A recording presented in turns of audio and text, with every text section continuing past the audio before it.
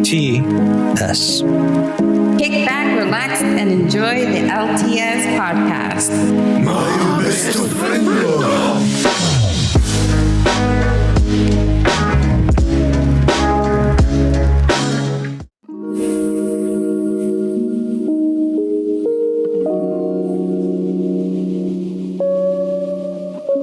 Hello there, dear listeners. Welcome to this session of the LTS podcast.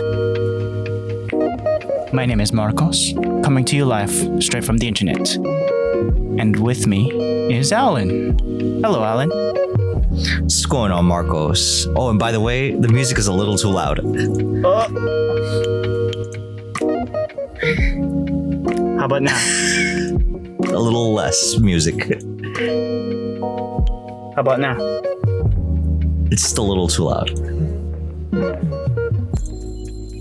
How about now? That's a lot better. We came in too hard. Absolutely, Phrasing, right? Phrasing. I'm sorry about that. You're Anyways, how you perfectly been? fine, bro. Thank you. Good. Can't complain, brother. Can't complain. Everything's right with the world, at least in my mind, in my bubble. Thank God, bro. How about you? It's been good. I went to the doctor and, I nerded out with the doctor and it was fun. You told us about that, bro. What's up, man? How was the appointment, by the way? I was a specialist, not a doctor. Right.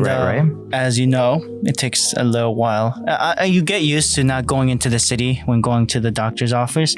Was this in the city? Yes. In proper, Manhattan proper Manhattan. Okay. 2nd Avenue. Oh, nice.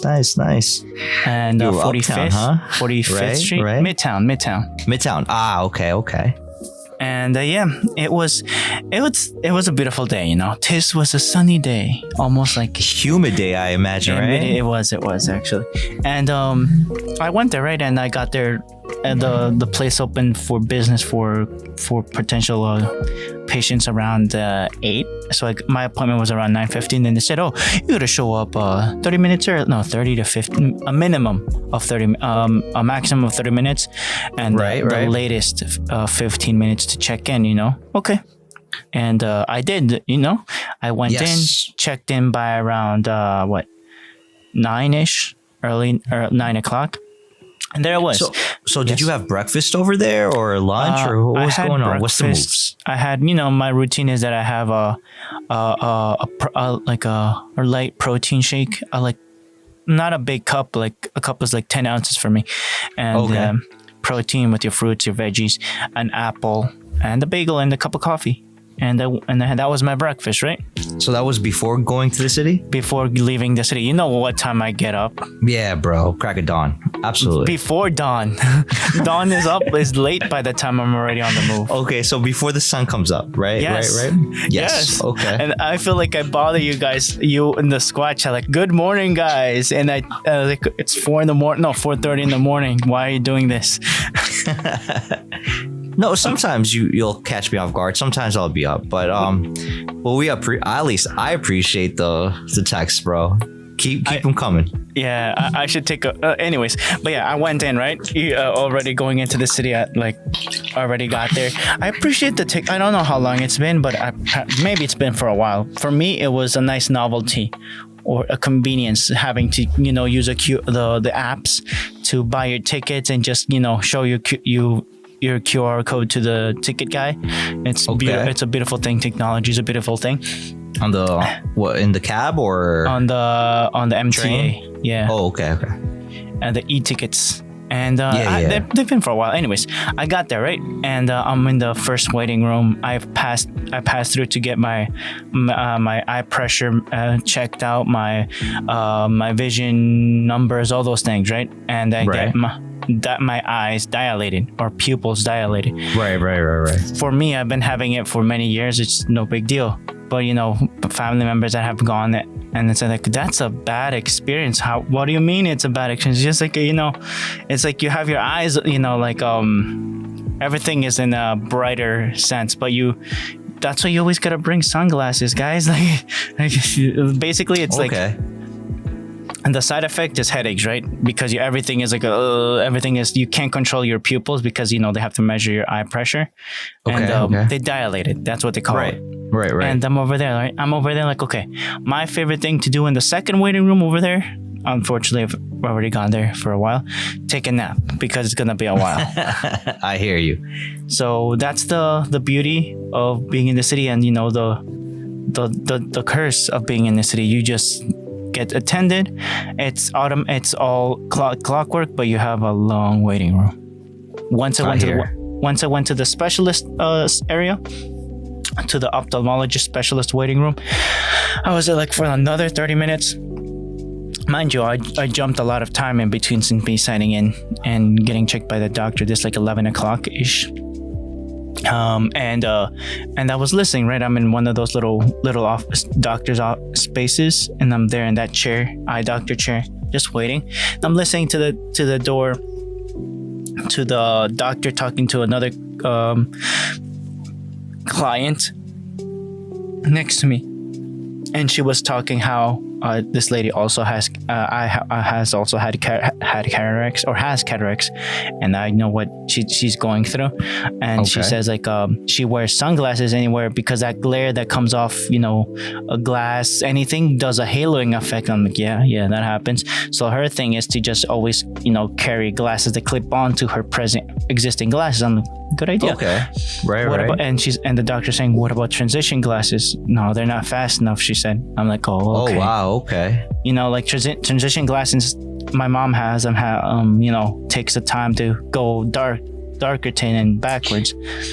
Is it fast or is it slow? Do you have any experience with that? No, I have always opted to getting like separate glasses. Like, so like right now I have my work glasses, and then my I guess you can say my non-working glasses. They're both prescription for my what's it called, for my needs, my specific needs for my eyes.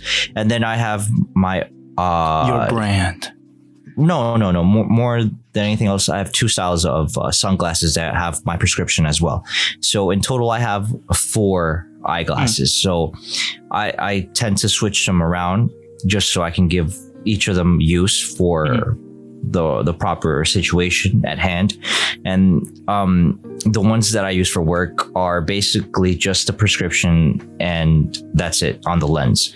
Where my other regular glasses are the ones with the what's it called, the blue light protection and all the other glazes that they put on the actual lens to help you out. And then my sunglasses, I have aviators, and then I have the regular Ray-Bans.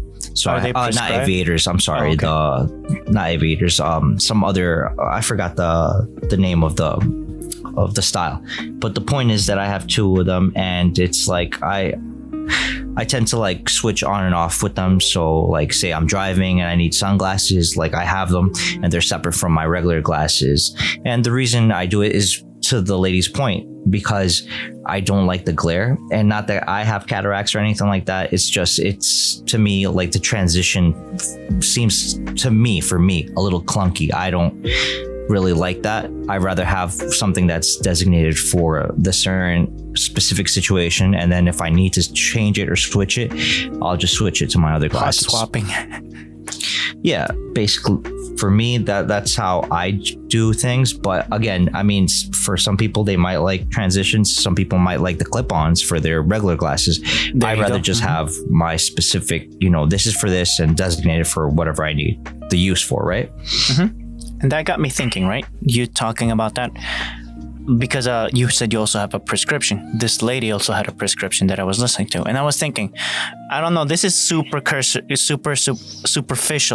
me not thinking it through. This was me while just sitting there waiting for the doctor. Like, what if there were some glasses that in life, he was telling her that if your vision decreases specifically because of the cornea, they would then you would have to go and be remeasured, right, for your glasses. I'm like, okay. So is that like stigmatism? I was thinking in my head, obviously, is that like stigmatism? Is stigmatism something to do with the cornea? I think It has to do more with the white of your eye, like the shape of it. So instead of being a perfect sphere, it's more egg shaped or elongated. Well, not elongated, but just not a perfect sphere. And due to that fact, it basically dictates if you're short-sighted or nearsighted. And maybe one eye is a little more than the other or a little less than the other, and that's why you have that discrepancy of like your eye might be one eye might be short-sighted, the other one might be a little more nearsighted, or short-sighted, nearsighted, or the opposite of it. And the point is that once you get your prescription, your eye doctor basically checks it out, right? Takes a picture of your eye, maps out the eye, and sees what type of prescription, or if you're farsighted or nearsighted, and what lens or what's it called, prescription you need for a specific prescription you need for your eye, right? Yes. So that is how usually it goes, at least for me. I'm just sharing what I go through with my eye doctor. It's a complicated thing, so everyone and take it with a grain of salt. Absolutely. And everybody's eyes are different, of course, and from what I know, that's basically what they've told me, that your eye isn't perfectly round or isn't a perfect sphere, and that kind of like dictates if you're nearsighted or farsighted. So that's what happens. Yeah, and with this lady, she's got a combo, complications beyond just the cornea. So I was thinking, okay, so I was like I was thinking of a solution for glasses of I don't know how the glasses would measure your eye situation, cornea, whatever the lens is on your eyes, to give you an updated prescription for your vision on the fly with the same glasses. And I was also thinking that was just the beginning, right, for my idea, and I was holding it in my head, workshopping it, if you will, in my head, like, okay, what are you gonna need? It's gonna need some battery power, some sensors, something that measures, the math. What do you think they measure? They give us letters when we're reading that number and letter thing that gives like the 2100, the 2060s, the 2080s, 2020 number. Right. I think it's just to measure like how clearly you can perceive numbers and shapes from a distance, and based on that, like they switch out the lens in the machine to see if you need a stronger prescription or a less strong prescription, right? Yeah, and it's mathematical, right? It's like focusing. I don't know how. I don't know how mathematical it is, or if it's just like literally the bending of the glass in such a way that it hits your eyes. Yeah, like your triangles and your rods in your eye, right? In such a way rods and cones. There you go, rods and cones. I don't know the exact science or the actual terminology to but explain it's complicated. That's why they're eye doctors, and I'm not. Yeah, and I was thinking out loud about in my head, right? And I was asking, and once the doctor came to my side, I was thinking about that, and I was, because the lady she said, "Oh, I went to my optometrist," and she was saying that I asked the optometrist about this, and the optometrist said basically it's a waste. It would be a waste of your time to even go through the rigmarole again to get a prescription update if it's something else, which is cataracts. It's not stigmatism. What your situation is, you do have prescription glasses, she said, she got told, but it's not that bad of a change that you require any upgrading or updating your prescription. And the ophthalmologist said, okay, as long as the specialist in that area told you, he didn't even step on the toes of the other guy, of the optometrist. So that's how it's the same eye, but they're that specialized that they don't step on each other's toes. That's what I was observing. And I was like, okay. And then I thought about asking, what if you were able to to update your like glasses with self-updating prescriptions. And when he said, okay, what would be the main thing?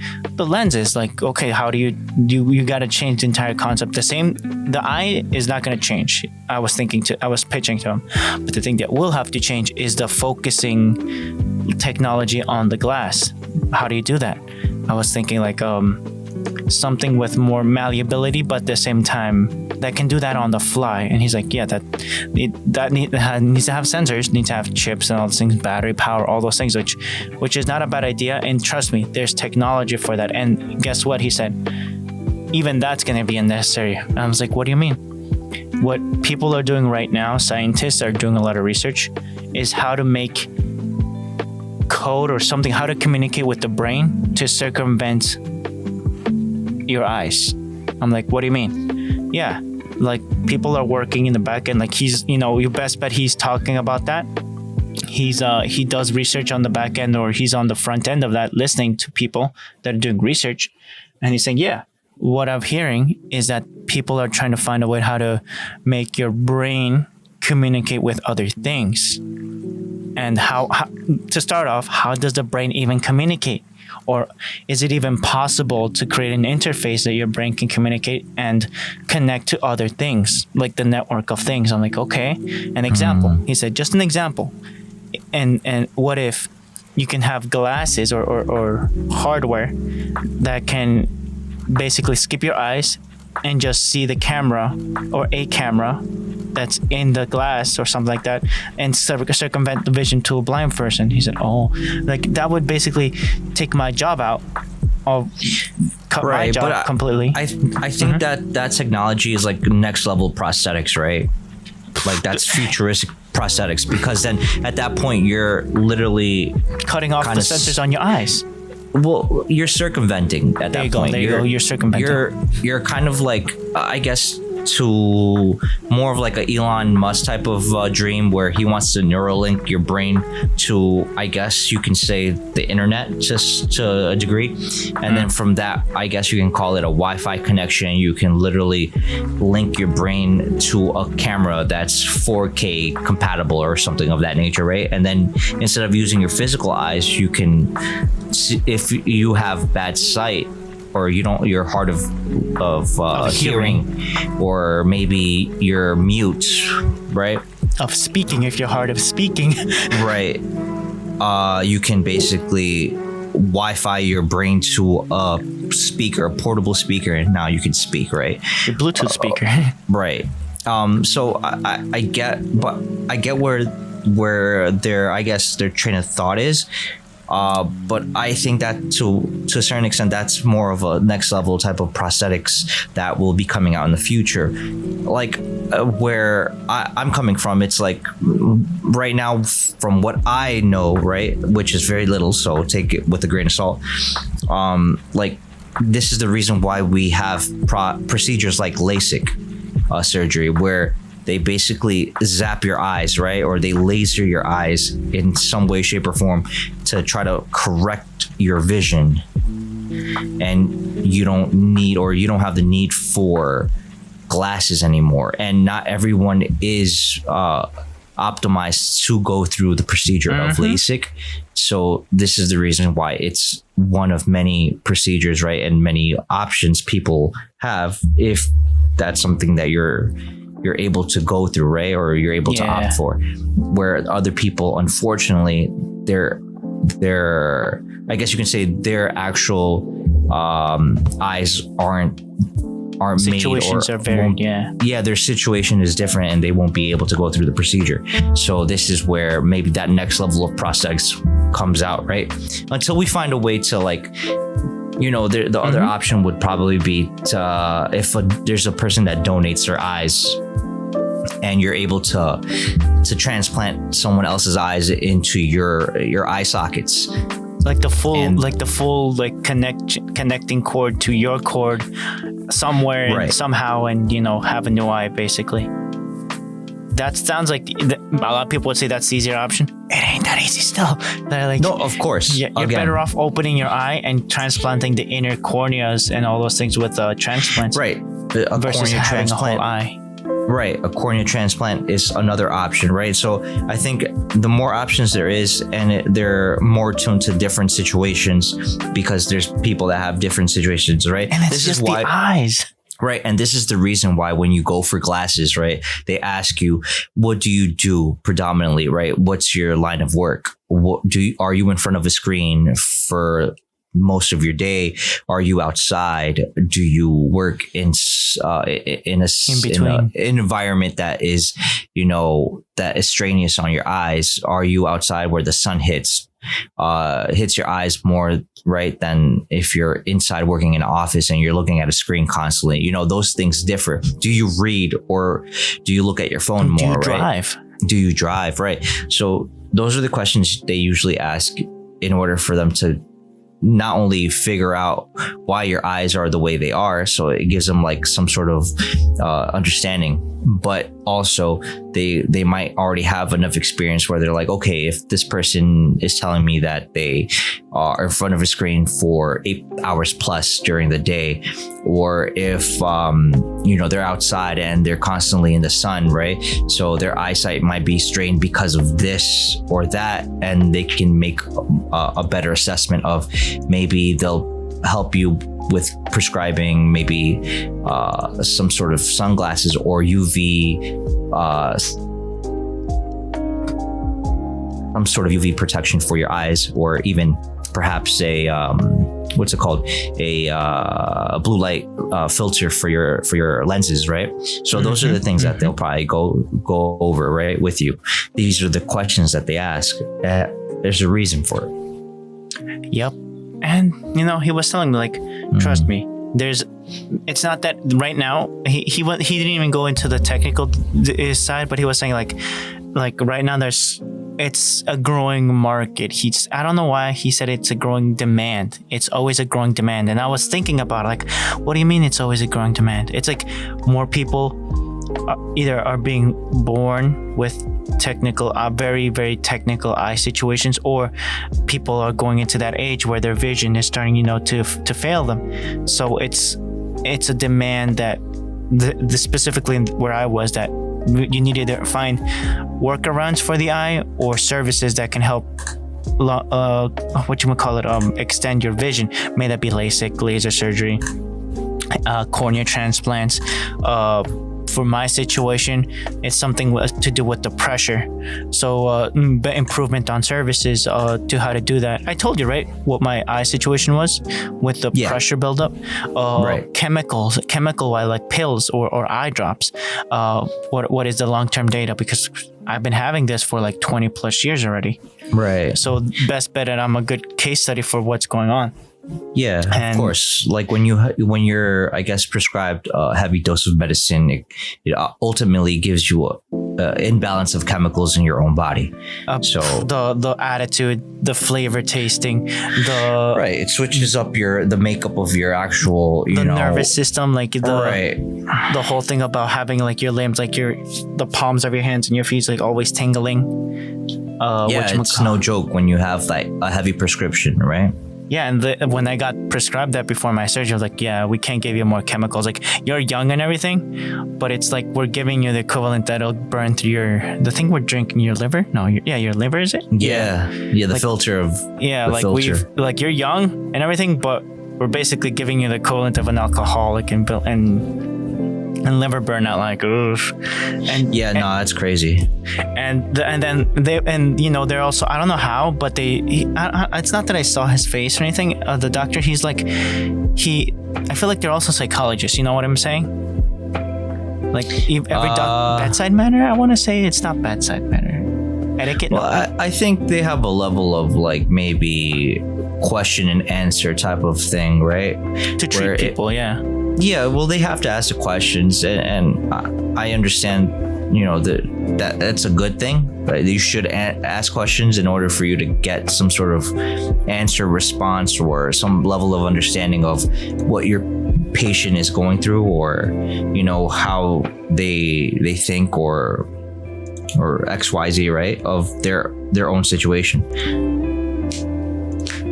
And it made me happy in the sense that the quality of service is there. It's just it sucks the waiting time for me because I'm used to going for my doctor to go out of town, but not towards the city. Go up outside, right? And it's a lot less crowded. It's just the travel time. It's just it's not out in the boonies, but still it's a scenic route drive getting to my specialist, the one that's not in the city.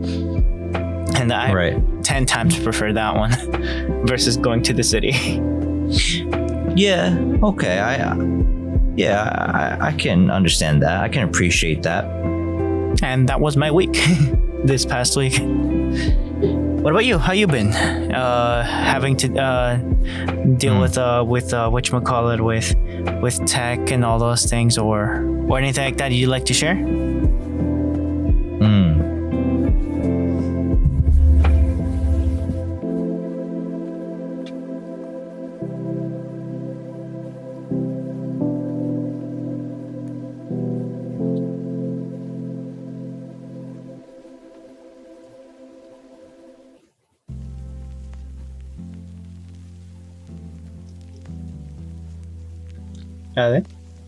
Sorry about that, bro.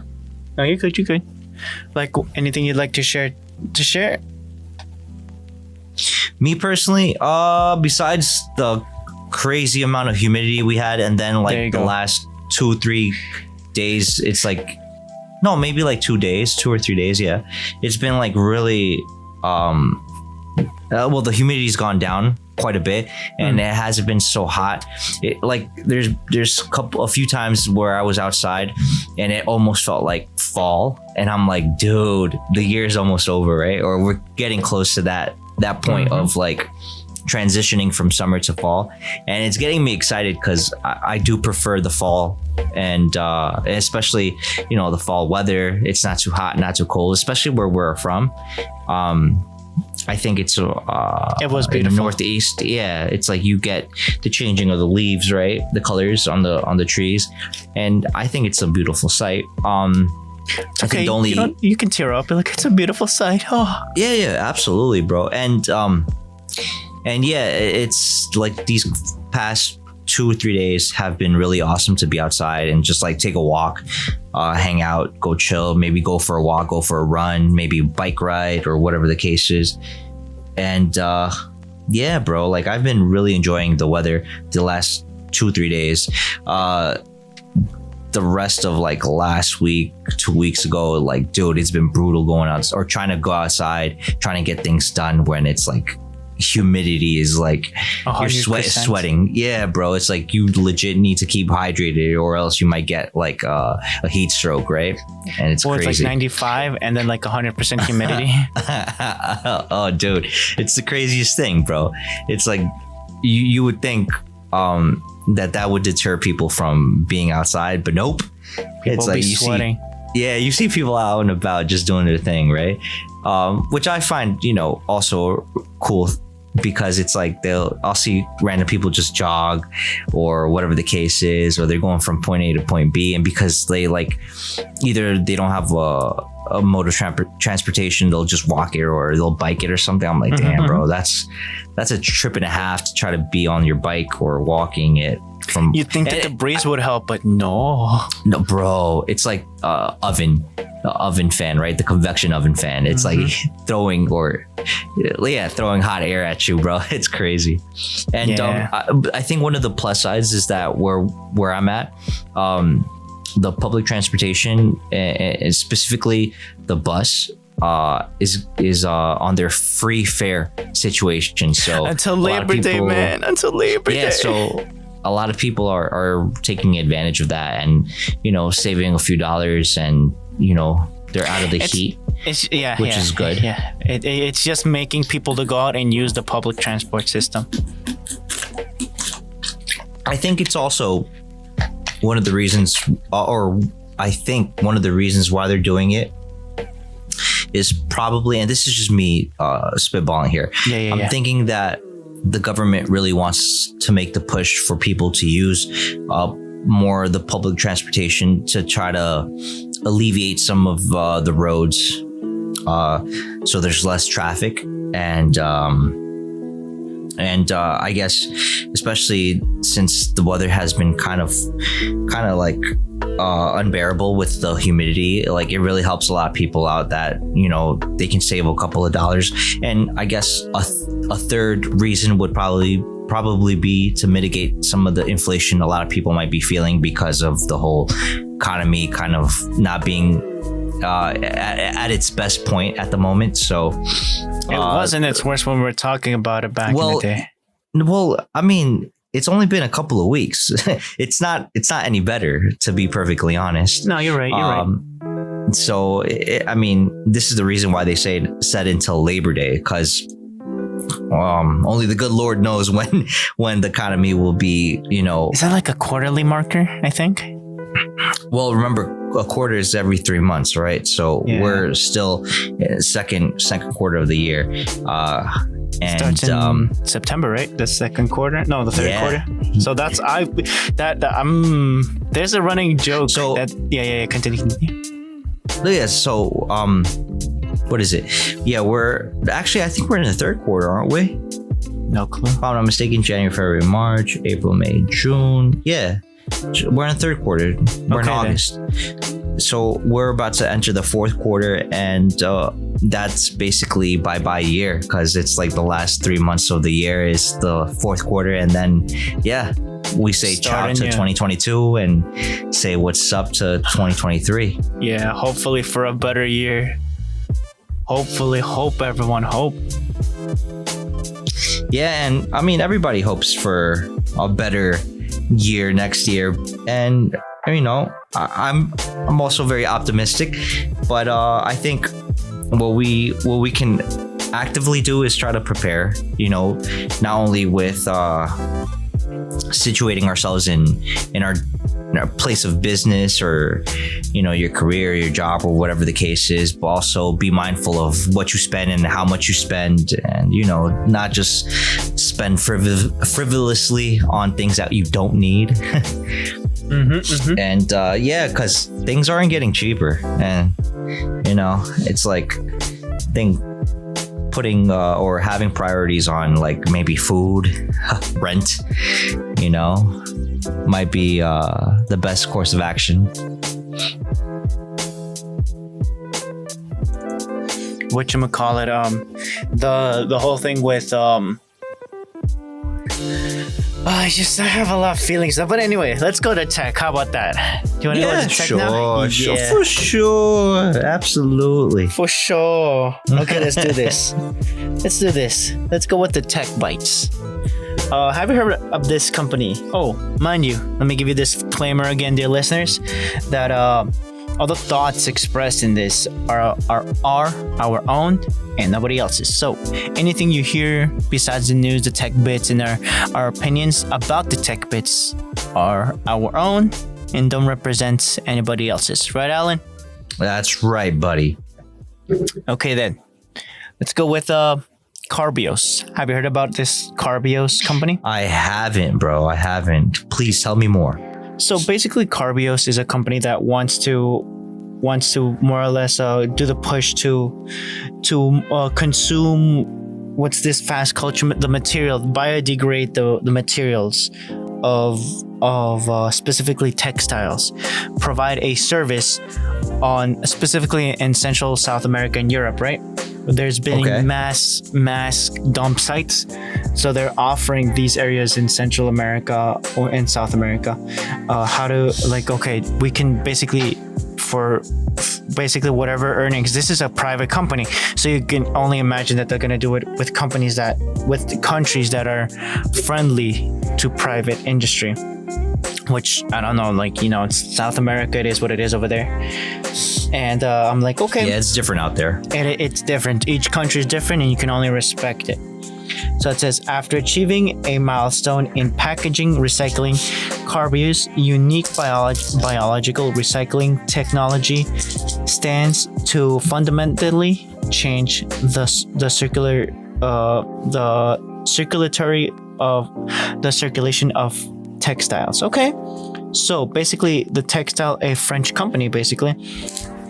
Pioneered bioindustrial solutions to that. So it's not even It's basically a logistic service that is not a small thing, a small feat of absorbing basically plastics, and to even more a niche service, plastic in textiles, because in the fast culture in the European theater and or European market and in the American market and the South American market is totally different compared to it requires a different solution to each area. So this company worked with Patagonia, with different companies that are are famous for having greener footprints. On the, you know what, you guys are green. What are the whatchamacallit, the stuff that you know that are not that green that you use? I'm like, okay, this. And obviously, since they already have a service, it's a lot smaller. So they're proving it with a concept of a company that's already doing it a lot of green, but they're stepping it up. They've been doing it with the smaller company, with the big companies. Now they're doing it on their own, and they're trying to request permission in France, in in Europe, in England, and to go into their dump sites, more or less, to go and try to, I don't know how it's going to be, to take care of textiles and whatever pollution, that niche. They're going to start with a niche, and I'm like, okay, once they go with the niche, this possibly, me super speculating, can give them the opportunity to go wider. But it's right now they've been working in the textile industry in Europe and South America. I think that there's been other companies that have tried to go down this path, or have gone down this path, and are actively working with companies around the world to like mitigate their carbon footprint and I guess you could say, going green, right? And their recycling habits, or the amount of energy they use, and how much they put back. Actively touching other governments, like not only a company, but a government as a company themselves. Like, okay, we want to take care of that dump site that you have of clothing. I understand, and I think there's a lot of clothing companies that they have like how can I put it, like a department that handles that situation, right? And like, besides the Western countries that might be a little more that might be a little more like up to date with those type of standards of how to do things, there's other countries that aren't, right?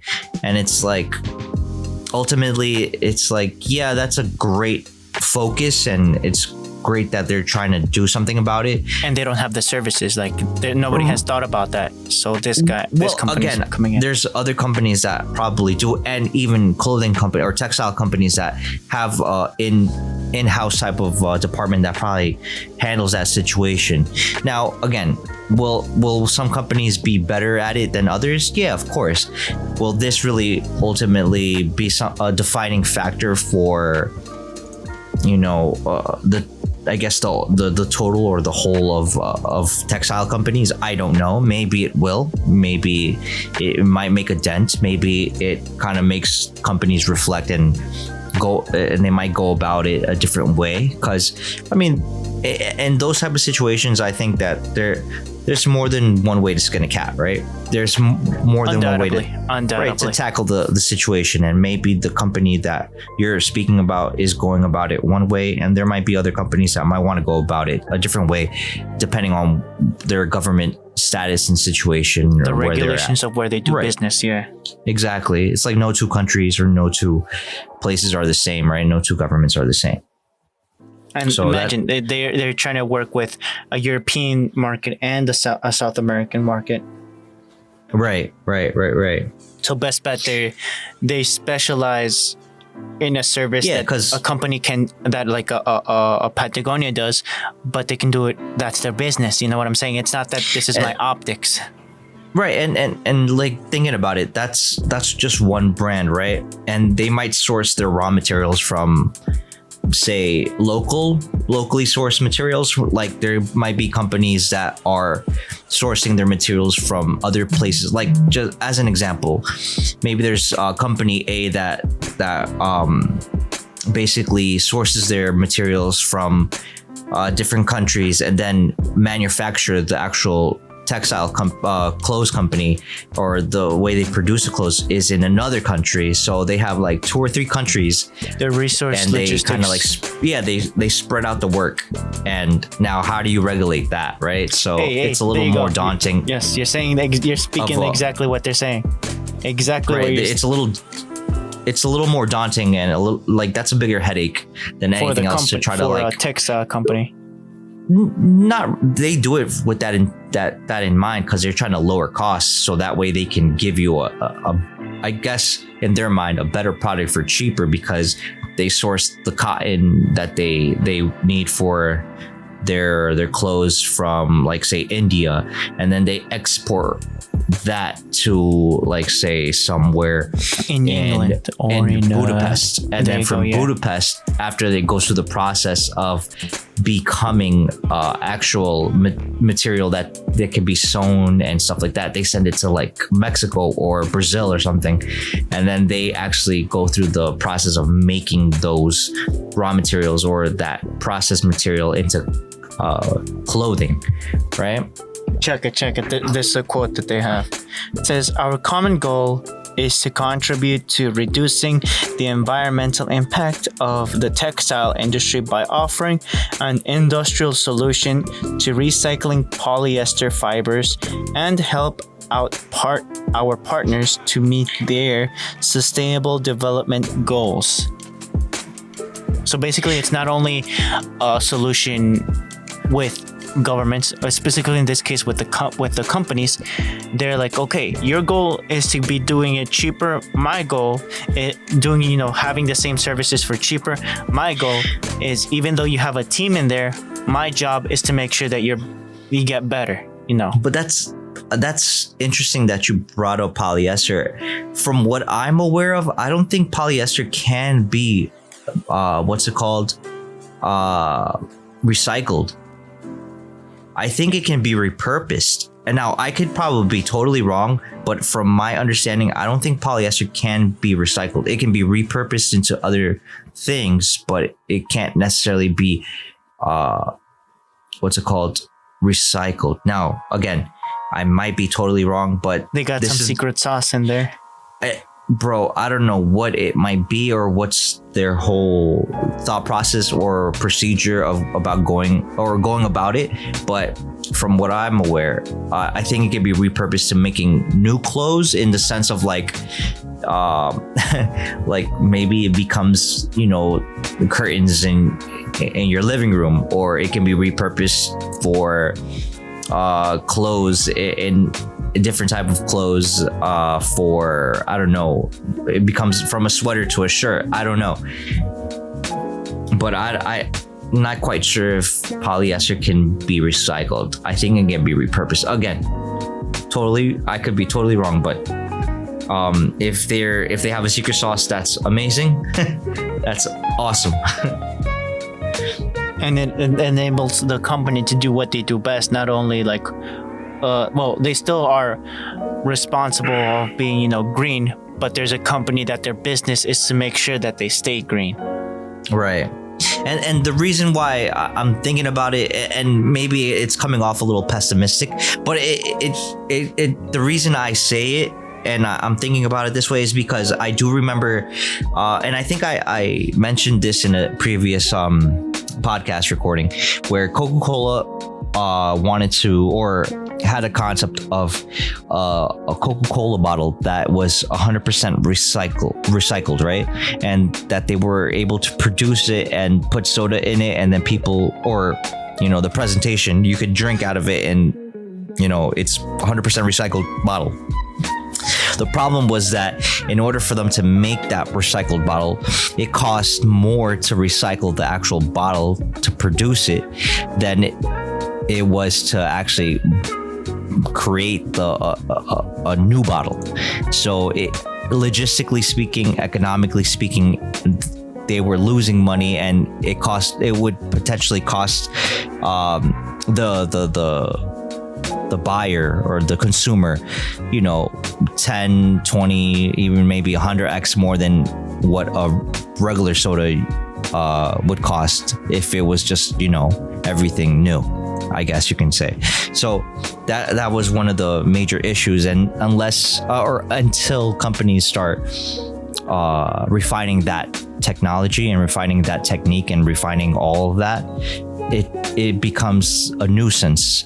It becomes, or not a nuisance, but unachievable, because there is no money in making those types of strides in that specific program, because they are a publicly traded company, and they have shareholders that they need to basically placate to.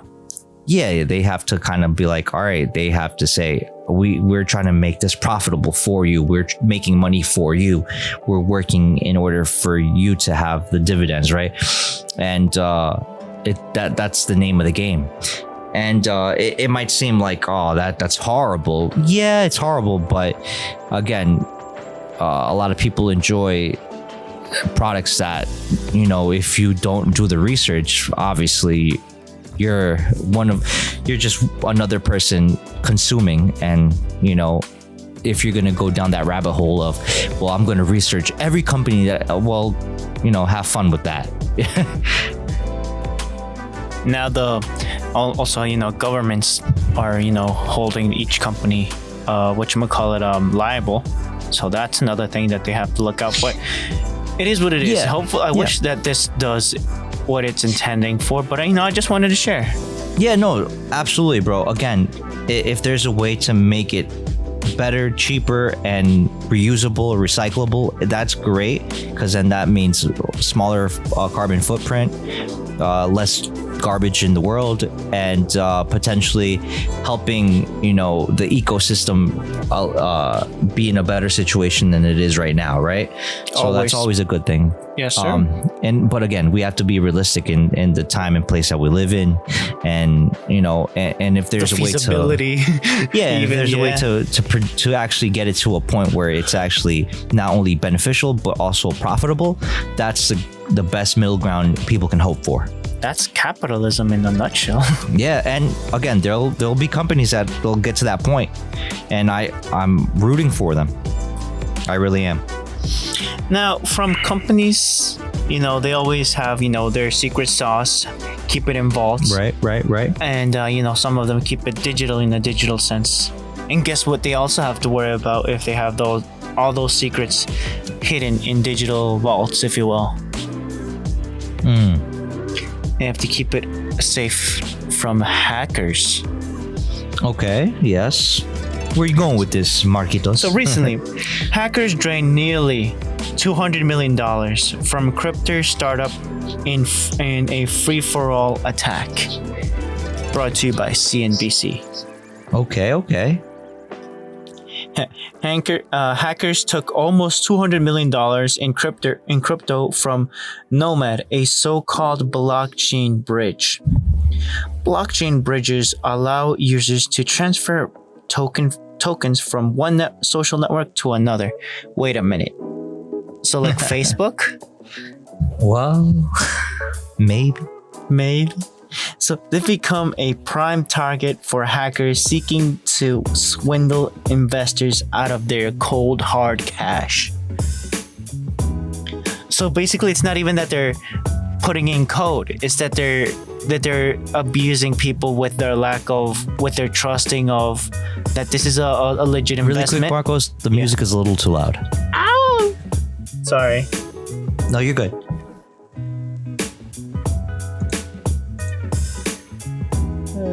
There you go.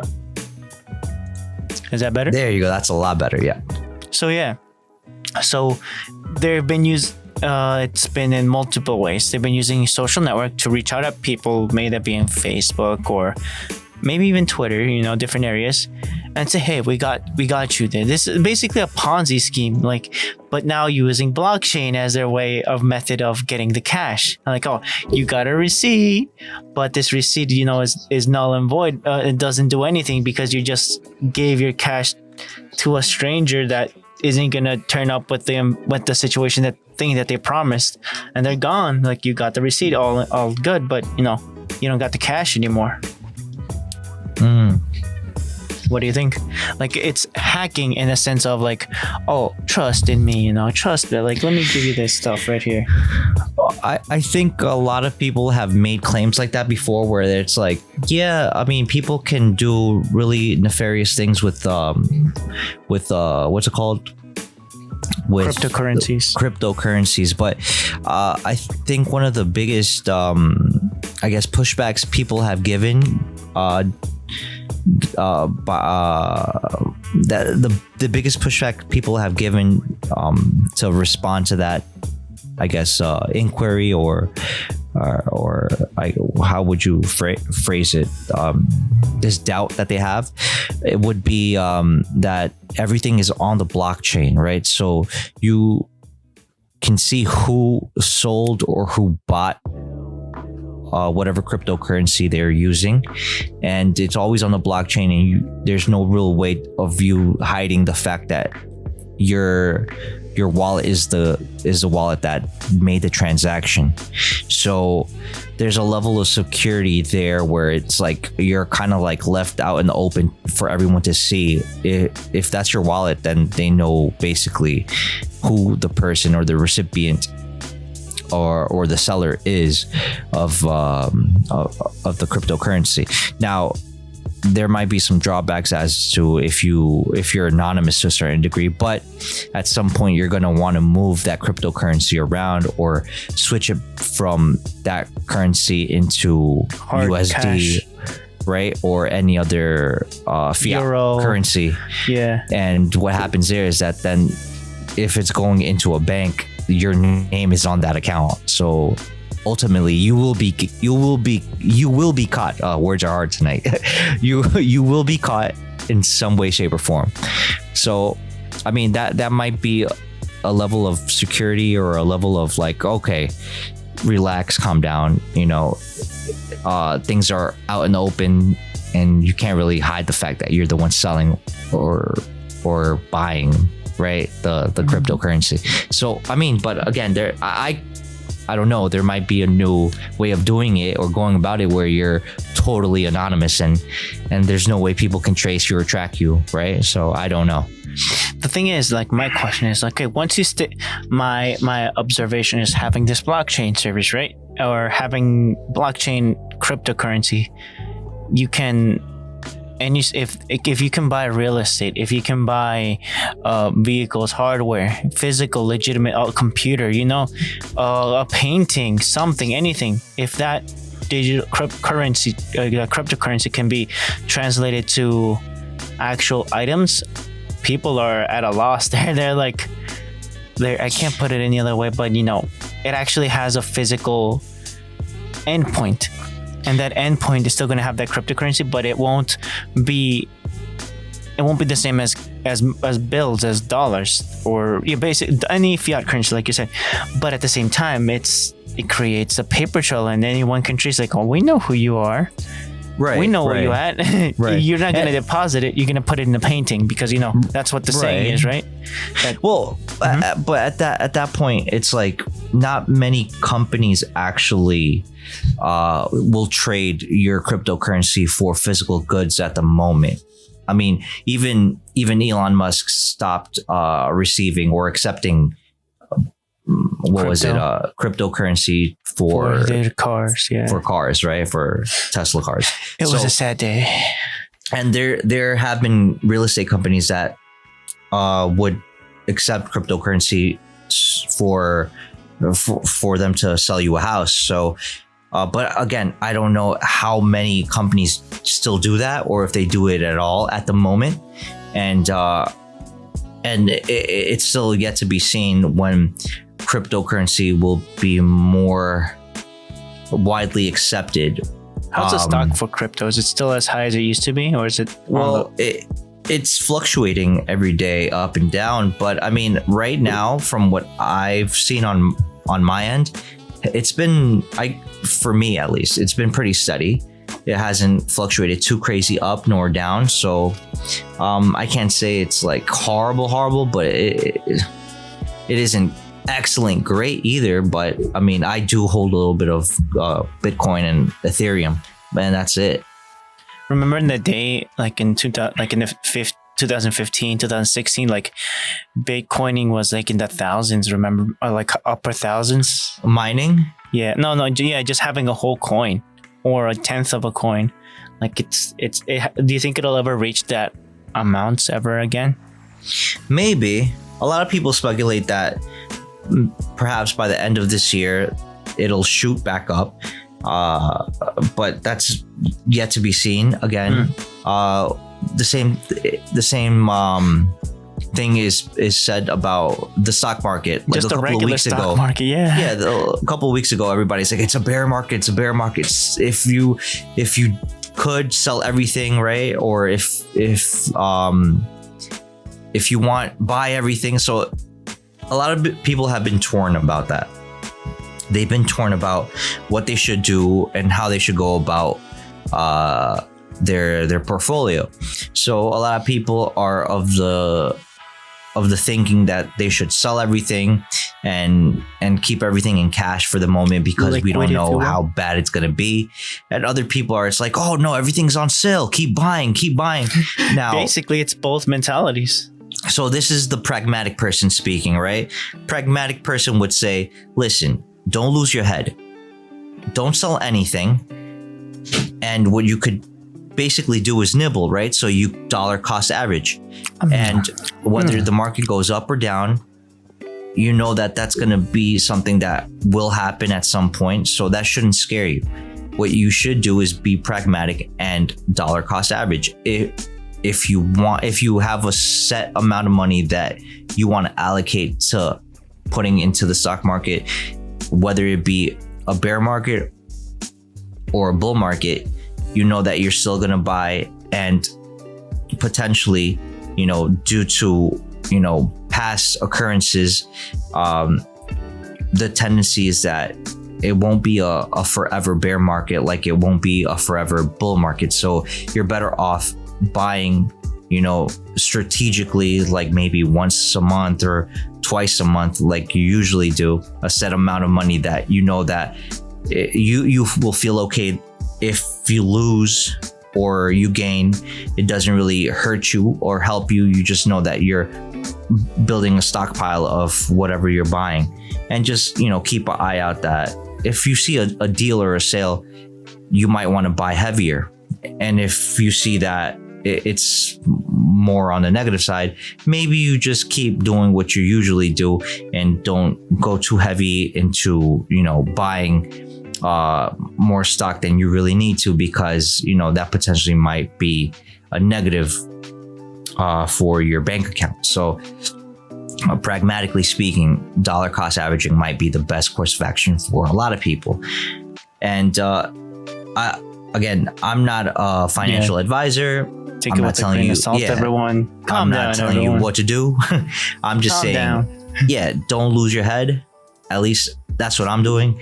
I'm periodically dollar cost averaging, putting a little bit of money into my brokerage account and buying, nibbling at some of the share, or buying more shares of certain companies that I think are on sale. And ultimately, I'm not trying to, go broke buying everything, but letting the market do its thing and just nibbling little by little. And if what we've seen in the past couple of days, the market's been green for a few days, it's been red a couple of days, and ultimately that's fluctuation. That's how it goes. And nothing to be scared about, nothing to go crazy like, oh my goodness, I should sell everything. Just don't lose your head, relax. Everything's going to be okay. This is something that ultimately will happen and always happens. So, just be pragmatic.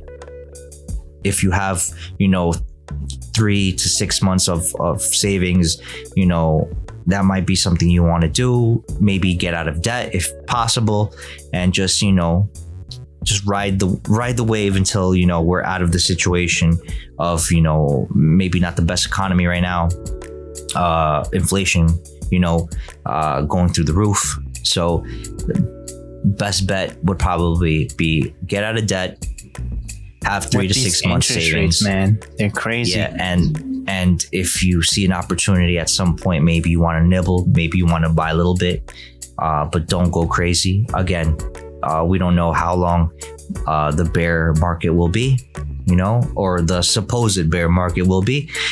So, you know, just don't lose your head. Now, if you are totally scared, I would say same thing. Don't do anything, you know, Tell rash. that to Reddit, like stocks market Reddit. Hey, bro, everybody has their own opinion. Great. I respect whatever anybody has to say. Just know that you have to think for yourself. Don't let anybody dictate what you need to do because they don't live in your shoes. It's you not live in your your life, shoes. yeah. Right. You know what's best for you in the sense of like, you know what your bills are, you know what you have to take care of, who you need to take care of. And that should ultimately be the number one go-to in your mind of what you need to do. That's your priority. You yourself. Take care of yourself first. Don't do things just because someone else does it, because you think that what they're doing is like the best thing. Take into account what your needs and your priorities. So that's where I would leave it. But I don't know. What do you think, Marquitos?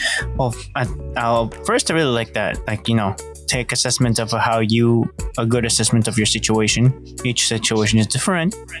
It's different. And of course, everyone's a critic and everyone's living their own life. So you can't really copy, you know, Elon's portfolio or you can't copy my portfolio and vice versa. Right. And so for me, is that, you know, take a knee and observe your situation, how you live, and then, you know, you're gonna live your own woes, or you're gonna live your own victories with that with observing yourself first, and any action you take, it's gonna be for yourself. And Right. that's how the cookie crumbles. That's true. Yeah. Okay, with that, what do you want to go to? The cartoon one. Yeah. Whatever you want, bro. Tell me a story, Alan. Yes. Tell me what's the story about these cartoons aren't only for children. Now, can you kind of preface on how we came to this topic? It all started with a video that they were saying that cartoons were in a means to express an entertainment, if you will. And then from there, went to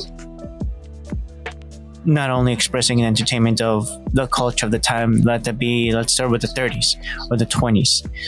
The 30s was I forgot her, it represented the culture of the era, and it was today it wouldn't be considered PC or it would be considered inappropriate.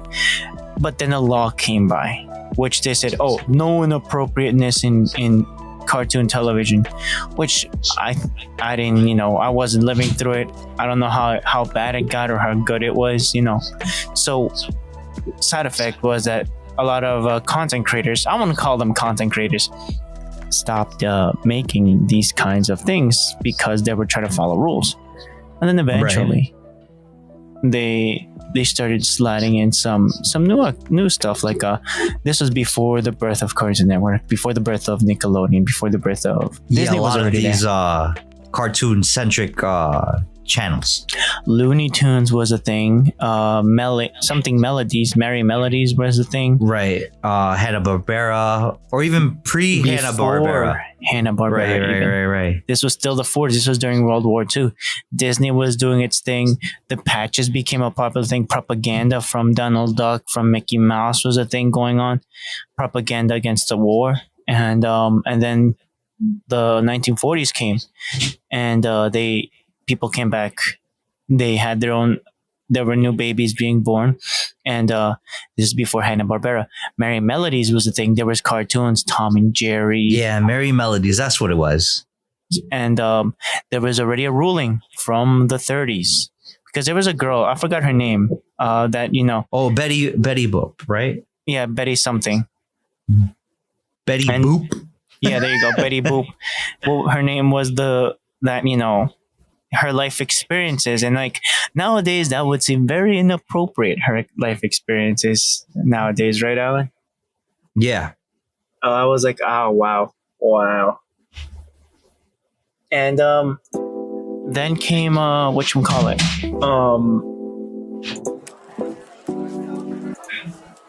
Then came the growth of Looney Tunes with Bugs Bunny, with Elmer Fudge, this other guy, Elmer Fudge, or the one that says I'll say. Yes. Yosemite Sam. There you go. All the Looney Tunes people.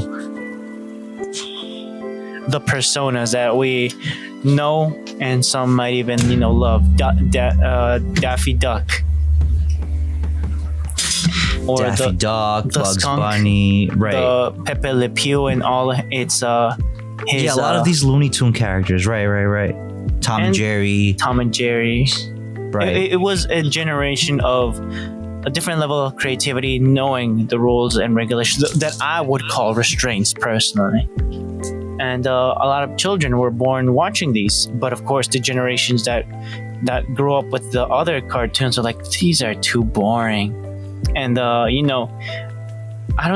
content creators even wanted to do something for that other demographic of people, and they started doing the Pepe Le Pew one, with a restraint, and it's plenty of restraints. You know what I mean? Yes. That poor cat.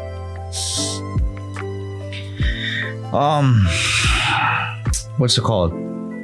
Like out of all this, I guess you can say rules and regulations, or like the creation of these cartoons, it gets to a point where, like, we understand that a lot of these cartoons were made by adults, right? It gets to a point where a lot of like adult themes or the notion of like, yeah, kids are watching this, but also parents might be watching the cartoons with their kids, and it can be frivolous for some to be sitting down watching their kids watch cartoons, so they kind of like slid or snuck a couple of adult type of themes, maybe, or adult type of situations, or double meanings to certain things when adults were probably watching with their kids, so that way both could be entertained, right? And it kind of followed suit for many of years, until it got to a point where the government kind of said, you know what,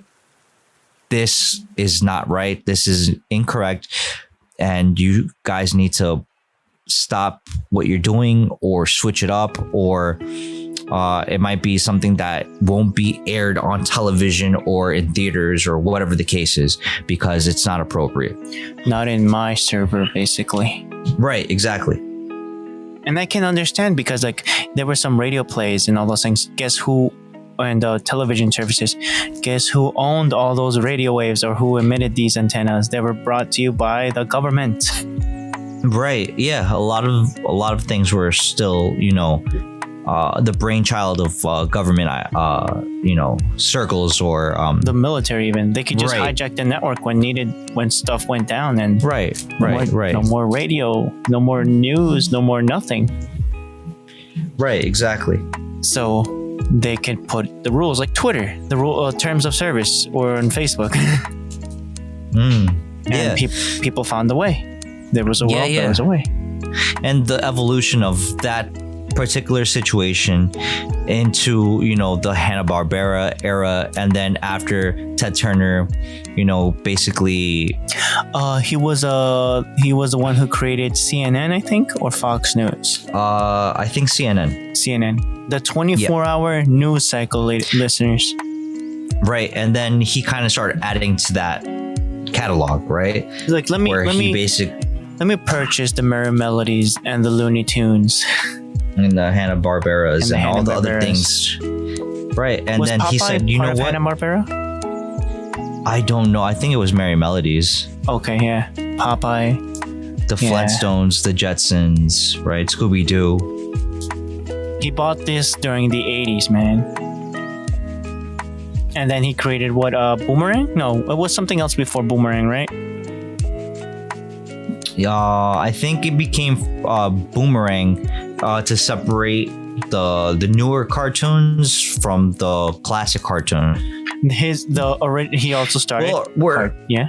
Right, where ultimately that flopped because the person that was in charge wasn't able to create the hype for people to basically watch that anymore, right? So it wasn't until I forgot who the person was that took charge of that whole situation and basically started putting new talent to creating new cartoons, and not only creating new cartoons, but also integrating some of the IPs from like, you know, the throwback like Aristocats or Flintstones or Jetsons, and integrating it into the newer cartoons like Harvey Specter, the lawyer, who I forgot, it was like that eagle Ghost. Space Ghost, Coast to Coast, and other like you would see this melding and meshing of He had characters the IPs. He had the to licenses. try to give them a little, to try to give it new life and basically, Scooby-Doo. profit off the old classic cartoons mixed with the new ones and give you like variety shows, and then ultimately entering into into the stage of people or the company basically making Adult Swim, right? Before that, where Dexter's Lab, Johnny. Well, again, Johnny Bravo. That's what you would call the new cartoons, right? This is what you would Mind call you, this is like the 90s. right. This is what Cartoon Network called cartoons, right? So you had Powerpuff Girls, you had Dexter's Laboratory, you had these type of cartoons, right? And then ultimately it switched over to Cow like and the Chicken. regular show, and that's still The regular shows like the Cartoon. 10s or the mid. again, this is the new evolution of cartoons, and then from there, obviously in between that stage you got the Adult Swim, where it was competing with Nickelodeon, with Disney Channel, and like that, and like and I guess to some extent Fox Kids or WB Kids, WB11, yeah. right? So these are the I guess competition that they had, and ultimately a lot of these companies were either bought out or shut down because they weren't making enough money to be profitable, right? To give it a reason to stay in their circulation in the company's airwaves. Yeah, So- and like they were also restricted to times in the day when they could guarantee the seats of children, like during the Right. morning, and Right. then during the afternoon, like around 5 or 6, maybe even till like 8 p.m., 9 p.m. Adult, all children's out the pool. Right, exactly. And then for me, I was still that generation where I was still watching, the little Nendoroids, the toys of Yogi the Bear, of Scooby Doo, of the Jetsons character. Remember that little march they used to do, like their animation every Saturday morning, like the Boomerang time. You know what that means, Boomerang?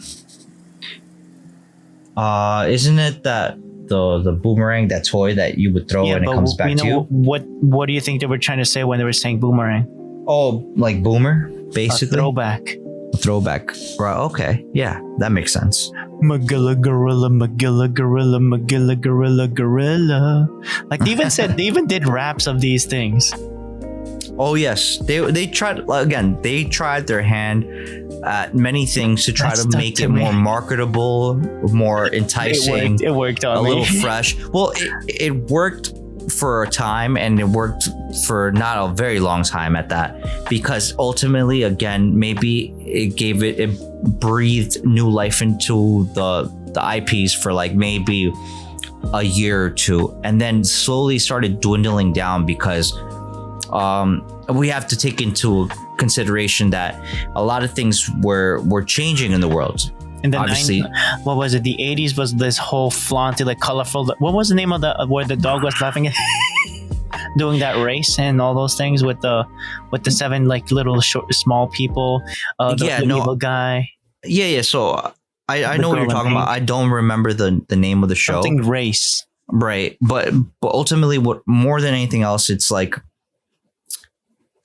on top of them competing with Nickelodeon and Disney Channel, they had to compete with what was going on in the real world, right? So internet was becoming something In the early that 90s. was taking it was taking a hold of it. Yeah. It was taking a hold of, the attention of people, where less people were gravitating towards the demographic older specifically. classic. Yeah, right. And this is when you start seeing, this is the reason why Adult Swim really had a crazy push, because they were introducing IPs that weren't American made. They were, for all intensive purposes, it was Japanese media that Toonami. you couldn't make heads or tails of it, right? So this is where they started rolling out, what's it called? Things like Voltron, things like Thundercats, things like Dragon Ball Z, things like what's it called? He-Man. Tenchi Muyo and things of this nature, right? Card Capture Sakura and all these other IPs that were very obscure and weird for people, because they're like, what is this? This is new. This is different. This is more up my alley, because it's not episodic. There's an actual story here. There's an actual point. There's an actual, what is this? This person has a dream. This person has, Aspirations, wants and needs. has They have a goal in mind, right? So Shonen. a lot of these things were very refreshing for for a lot of people, especially for young adults, the even 90s. for growing people. Yeah, right. In late 90s or early 2000s, where it's like that switch was happening, that change was happening, and Can you real quick say in the 90s real quick, like right, and that ultimately pushed and helped Cartoon Network stay relevant for a while.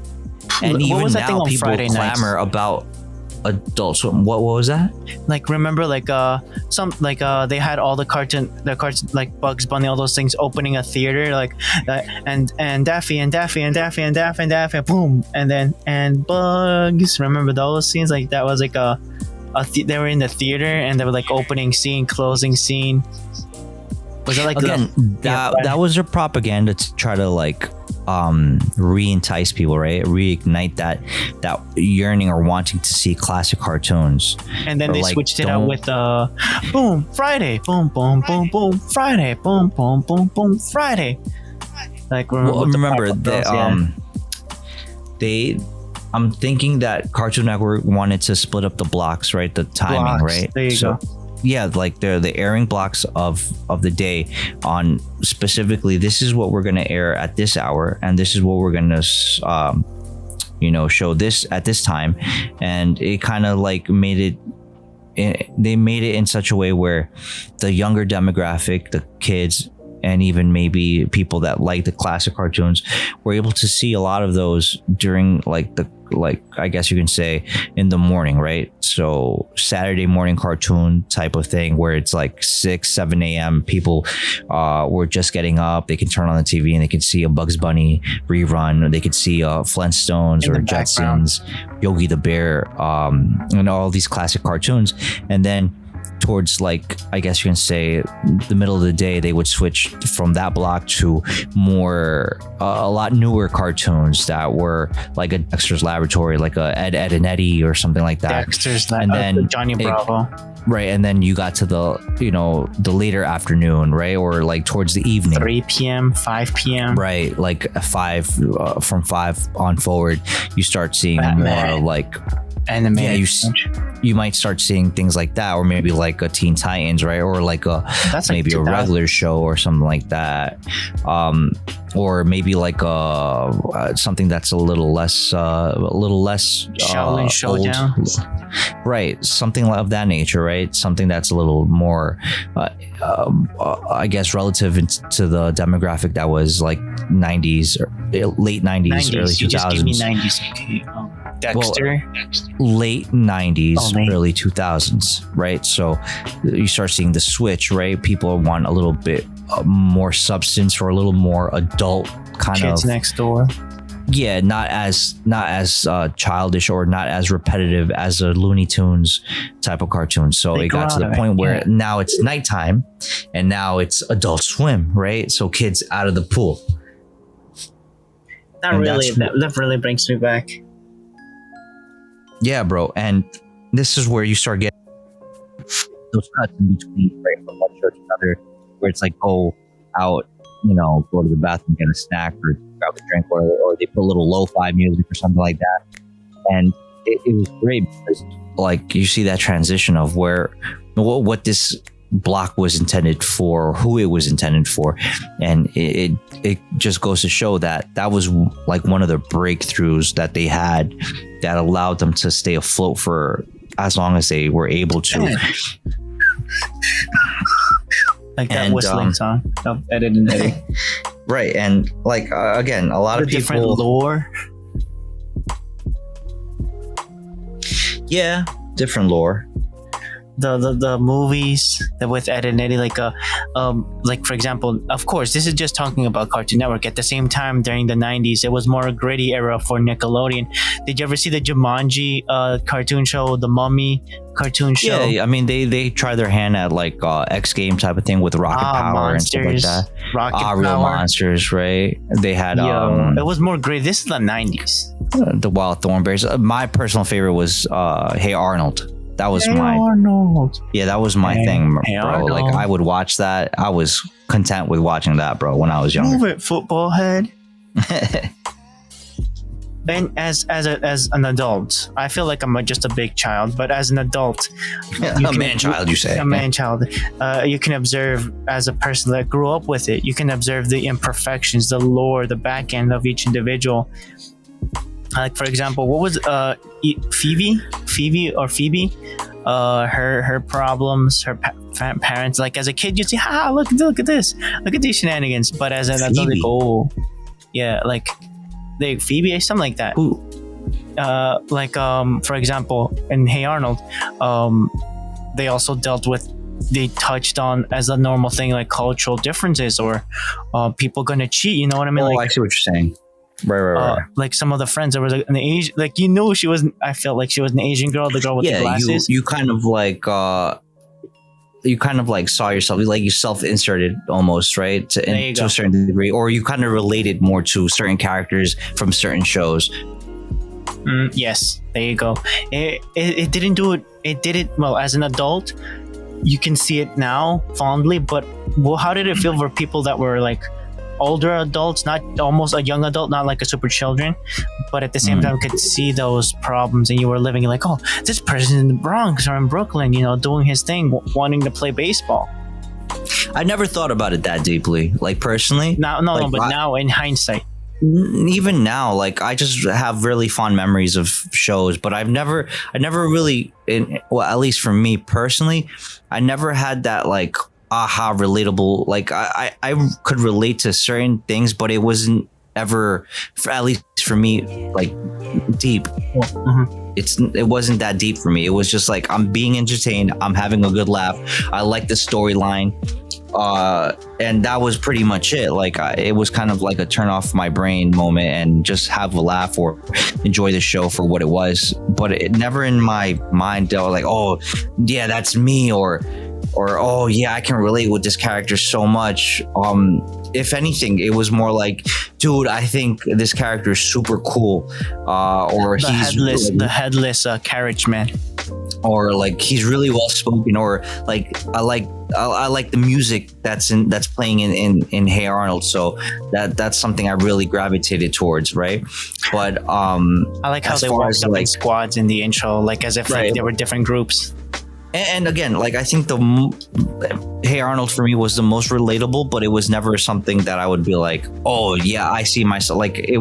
I never picked one character and say, yeah, I see myself like this.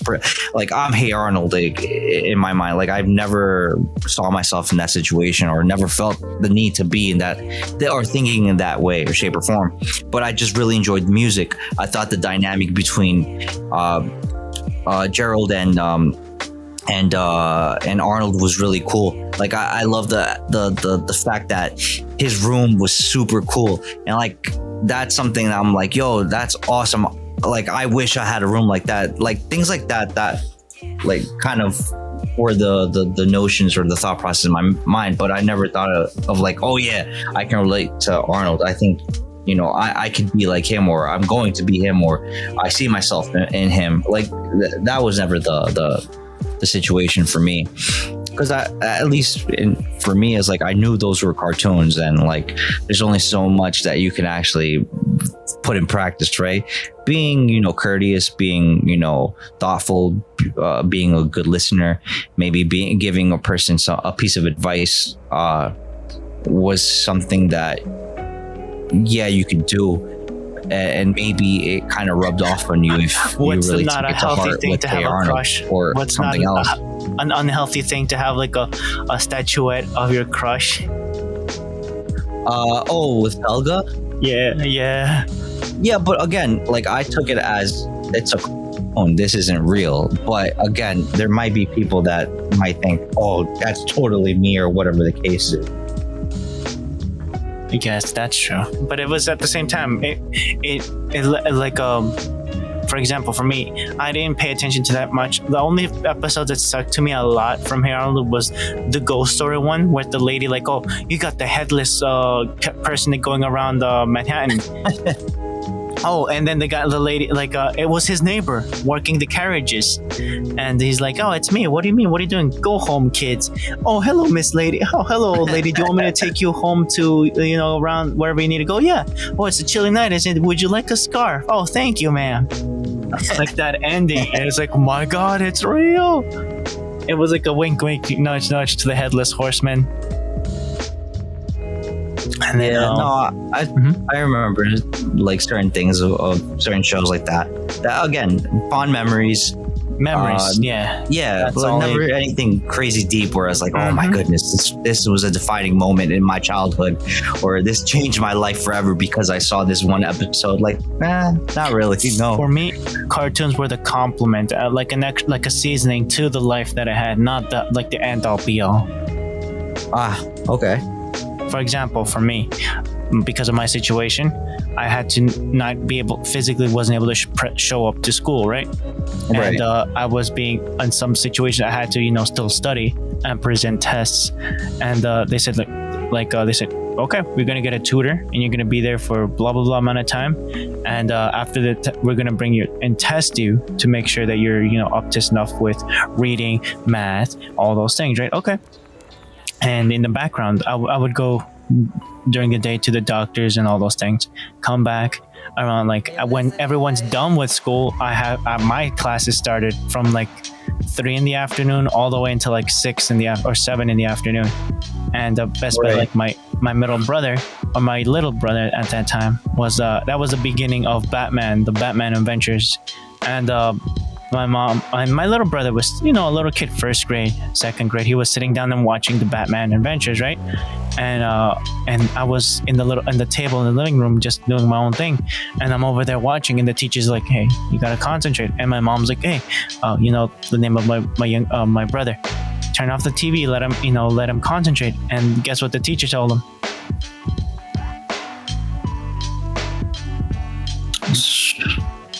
So, like, I understand where you're coming from, bro, and like,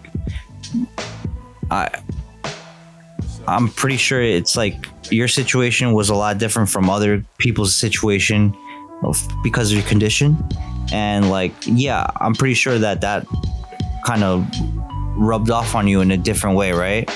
It built what? It built character, I guess, to like, okay, like a cartoon is not the end all be all. It's just a nice seasoning to life, if you will, a nice add-on. Okay, I see where you're coming from. Like cartoons were around me and I was able to observe them, but at the same time they were like, oh, it's 7 p.m, show up, and do, like present yourself like you're going to school, watch TV, and like it wasn't that way for me. It was more like, oh, cartoons are on, am I done with stuff, can I enjoy myself? Okay, enjoy yourself. That was a kind of like a flavor, because like, each person, like you're saying, each person lives a different life.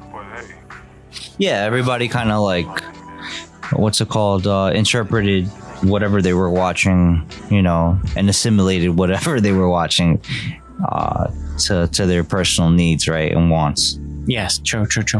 Or life situation. But yeah.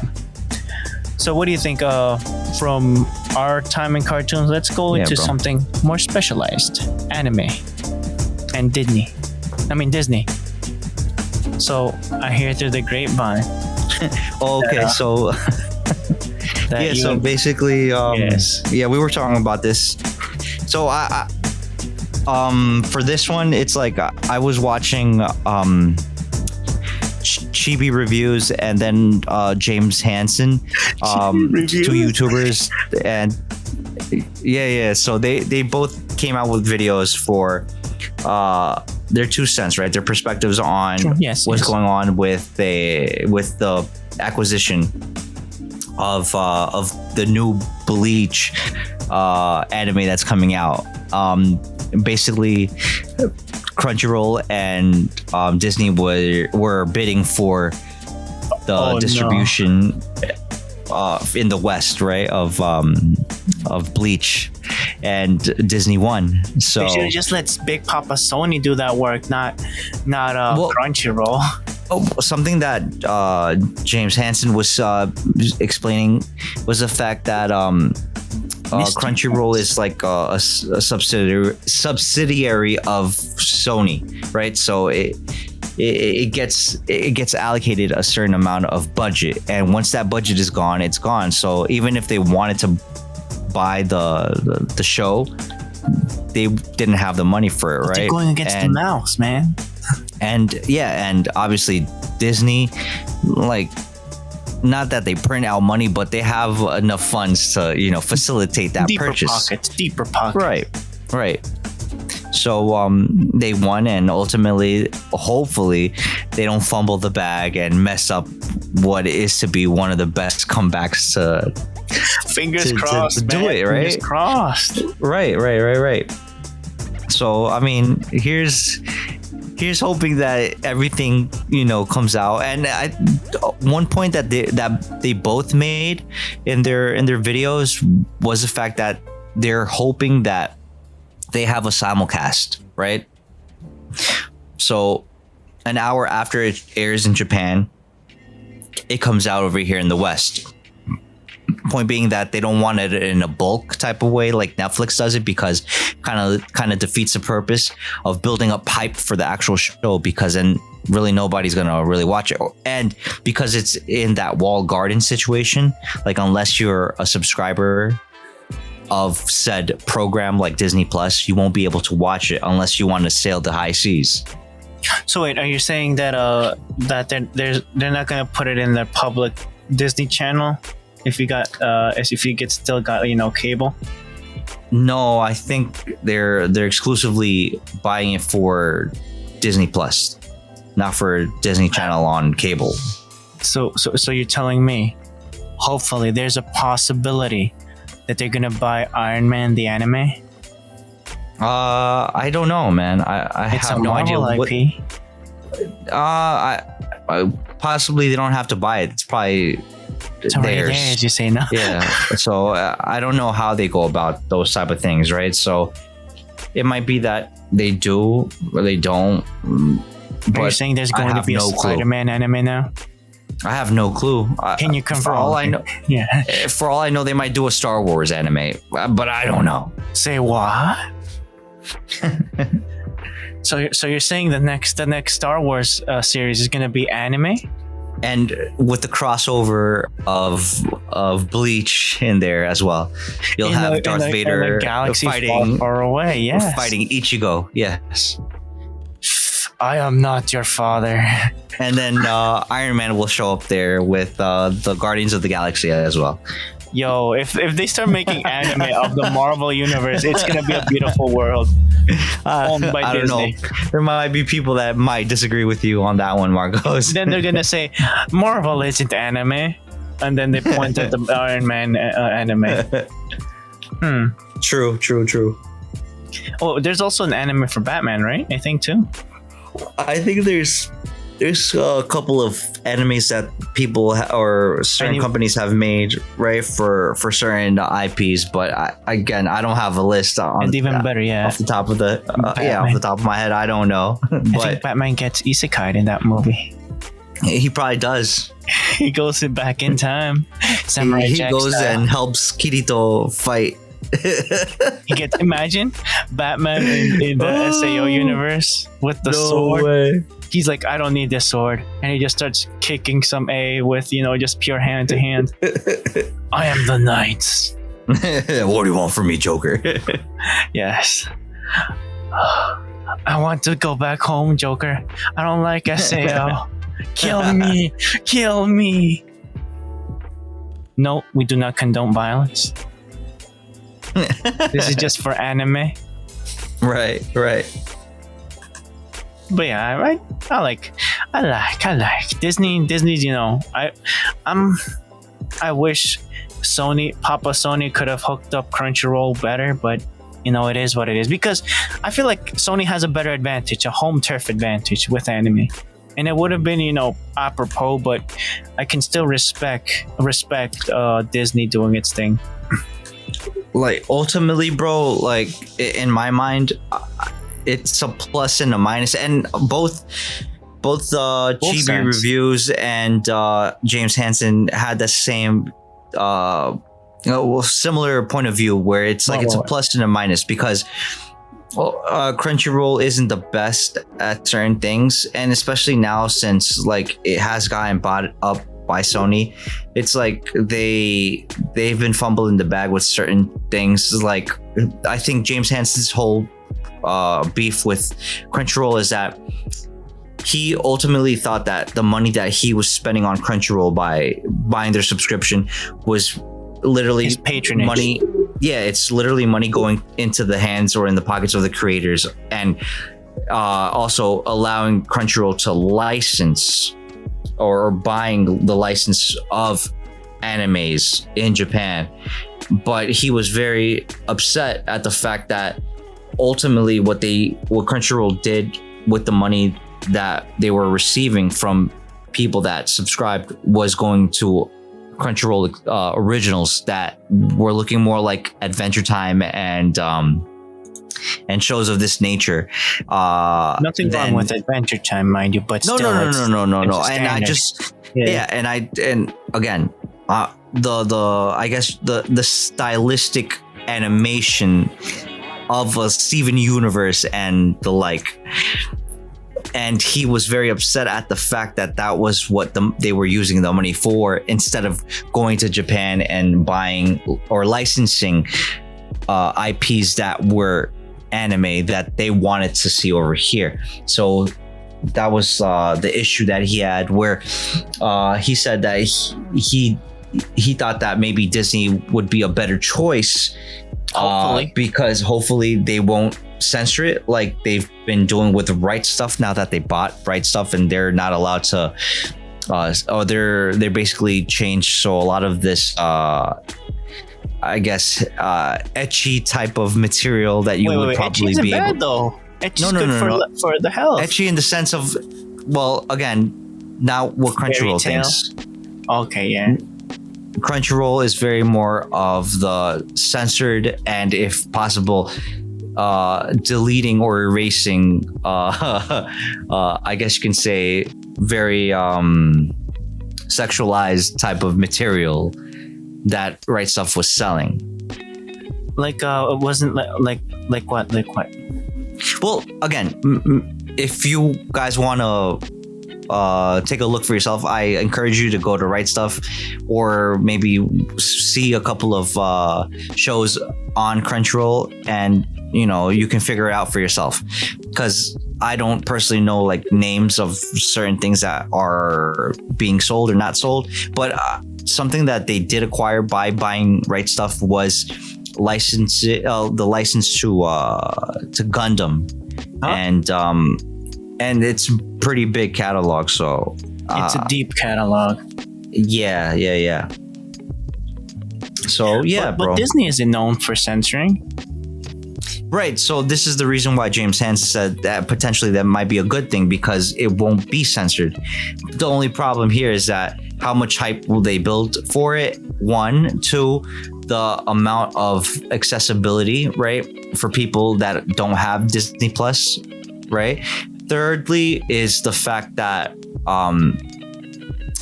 basically if it's going to be shown in bulk, like are they going to have the whole season, or are they going to wait until the whole season is done to air it, or if they will go like Netflix simulcast? Okay, yeah, or right, a Netflix style or a simulcast, right? So he's hoping for simulcast, as many people are hoping for simulcast, and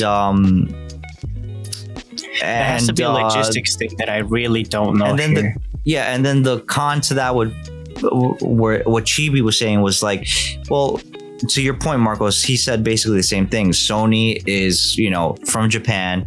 They kind of have an understanding Sony-san. Sony-san. Right.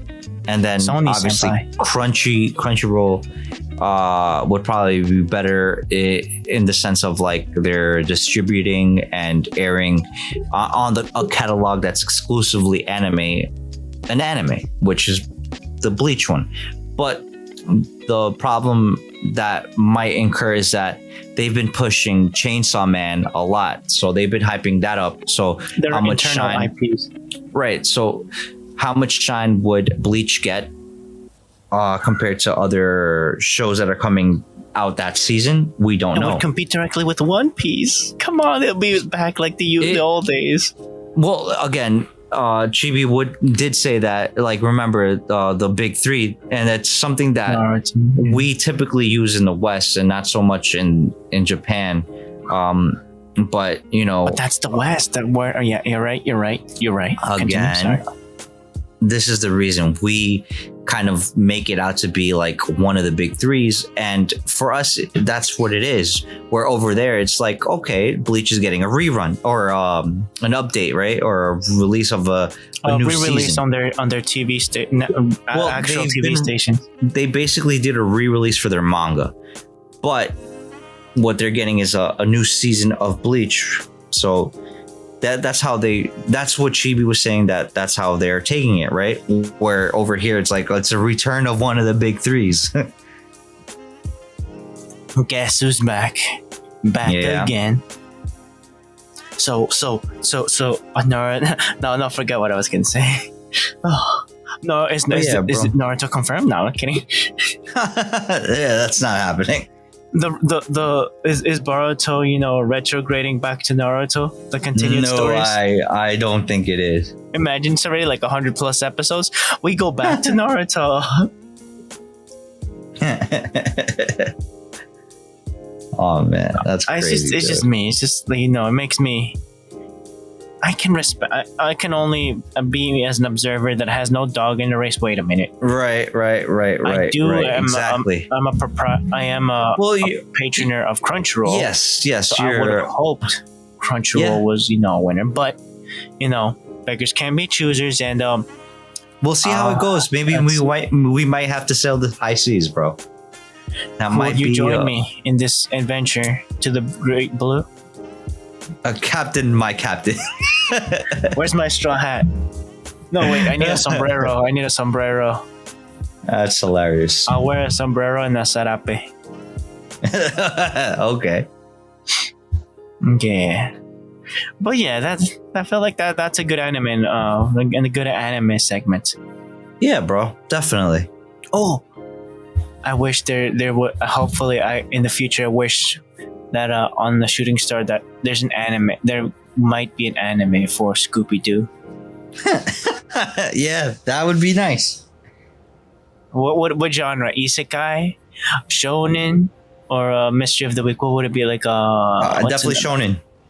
Definitely shonen. But they're already grown ups. Freddy is driving. Are you gonna go with the kids? Maybe a pup named Scooby Doo. Might be a shonen. Or what's another one? Spider-Man anime. Let's start with the Spider-Man anime. That was already an animated series, but still anime, full-on anime, like brought to you by Ufotable or Madhouse. Madhouse. Or Gonzo. Gonzo's gone, right? I don't think Gonzo is up and running anymore. I mean, that was my Rosario Vampire, favorite series. Yeah. I feel like, JC Staff. what was it? Gurren Lagann? What was the one that Bones? No. Studio Bones, right? Studio Bones, yeah. Studio Wit. That's the early 2000s, the 2013s, the mid to early teens. It was a good time for me. Don't quite remember the years, but yes. For me, that was like, I heard a quote. I don't know how true this is. The golden age, in this case specifically for anime, the golden age for anime is whenever you started watching. That's pretty good. I like that. For example, he said, a lot of people would consider the 80s the golden age of anime with Akira and the cultural impact it had in not only Japanese Asian culture, but with Western culture, the influence.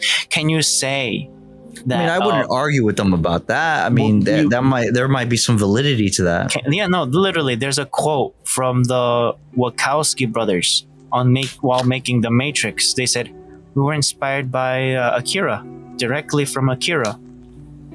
Can you say any other right now at this time? Any other anime has had that much influence on pop culture? That's interesting. I mean, again, to the point where it's like everybody is gonna crown whatever they saw as, the golden age. Yes, correct. Whenever they started being a fan or regularly, you should be watching kind of thing. And you don't see that anymore. Right. Back in the sci-fi days. Yeah. That was another good time. What was the streaming at that time? The you should be watching kind of era on TV. Did you ever watch Dragon Ball Z? Wow. Not even Fairy Tail. The sci-fi wasn't brave enough. The sci-fi channel wasn't brave enough to put on the fairy tales. Well, remember back when Dragon Ball Z was licensed, I was pretty young. I don't really I don't have memory of me being actively searching what else is Funimation doing or licensing. I mean, for all I know, and I remember on Kids WB they had I believe it was the Animaniacs. First Sailor Moon and then Dragon Ball Z. Yes. Or it might be backwards, but the point was that those were two Funimation IPs that were licensed. Wasn't Ocean Dubs first? I think the Ocean one was for original One Piece, and then Funimation took over and then redid it. But again, I could be wrong. No, that's okay. No, we're not here to fact check each other. We're just chatting. Yeah, okay. But the point was that was basically my whole understanding of what Funimation was. It was basically, oh look, it's attached to the anime I'm watching. That's great. Branding, but man, that was genius. That's as far as I thought about it. Right, I never thought proactively about I need to search this and see where it leads. Right, what else do they do? And that thought never went through my mind. It's like I just wanted to watch. Gundam. They licensed. Yeah, I just wanted to watch what I wanted to watch and then call it a day. That was it. But that was the intention. They wanted to make it ubiquitous with whatever you're watching. They made that block. Yeah. Definitely. Whatever block they had, or whatever restrictions or rules, whoever was the director of putting that block on TV definitely knew what the premise or the goal was with this company, licensing company. Because if any, And even if they yes. didn't, bro, because like from what I understand or from what I've heard of like the original like the original time. staff of Funimation, like their whole thing was like a bootstrap company, and they were just trying to make ends meet and try to like in bang Texas, out right? like yeah, from Texas, right? They were trying to bang out the work in order for them to get paid, you know. That's They long and probably- short of it. That's what it was. Yeah, I mean, and I can respect that, but whoever did the TV broadcast section knew what he was doing, because it not only was pumping out the dub version of whatever anime they were licensed, but also they hired someone or a company or in-house that branding of "you should be watching." That reminds me of Adult Swim. I mean, somehow. Again, if it was marketing genius that happened, or if it was not just genius. Smart. like, or if it was just like these are the circumstances, this is what we have to work with, make it work, and they kind of just bootstrapped it and like called it a day. I mean, for what it was, it worked. Again, It worked. like It definitely worked with me. yeah, because I mean, we didn't know any better, bro. Like at the age of like our prepubescent, life, it's like, dude, this marketing here, it's absolutely semi-fique. Like, no, Creme de it's la like, creme, dude, no. yeah, it's like, nah, bro, like Good that's what's up. cartoon. Let me Let me watch see my it, let me watch my show, call it a day, and converse with my buddies about, if Goku powered up the way he was supposed to power, and how the hell am I gonna do the same thing, and in the How park. many pushes am I gonna push out to Right? get those biceps? Will I ever, look at the full moon and turn ape, son? Like that's Go that's ape. what I wanted to know. Go ape. Exactly. Forget about the werewolves. You gotta watch out for them apes. Nobody tells you about that. Or if I scream hard enough or loud enough, will I, turn my hair, golden blonde and have an aura of just immense ki just shooting out for me, Mm-hmm.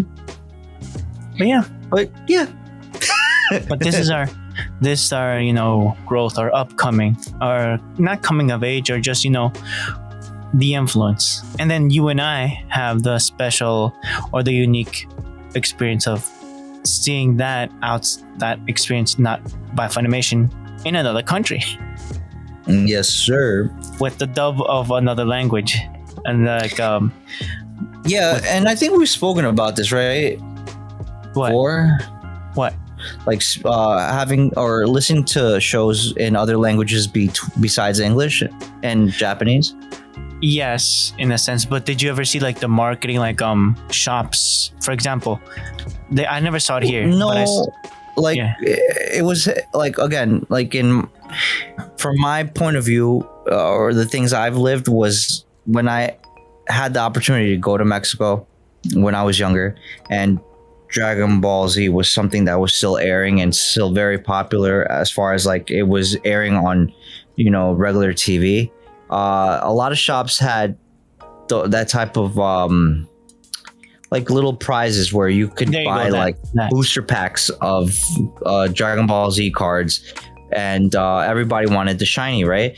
And again, whether that was officially licensed or not, bro, everybody wanted to go throw money at the register and be like, yo, let me get my pack. Give me my pack. There you go. Right, Not and that it's kind like, of pack, sir. I never saw that, my Dragon Ball Z pack. Not the cigarettes, sir. like me personally, I never saw that over here, and maybe it was because I didn't like actively search it out.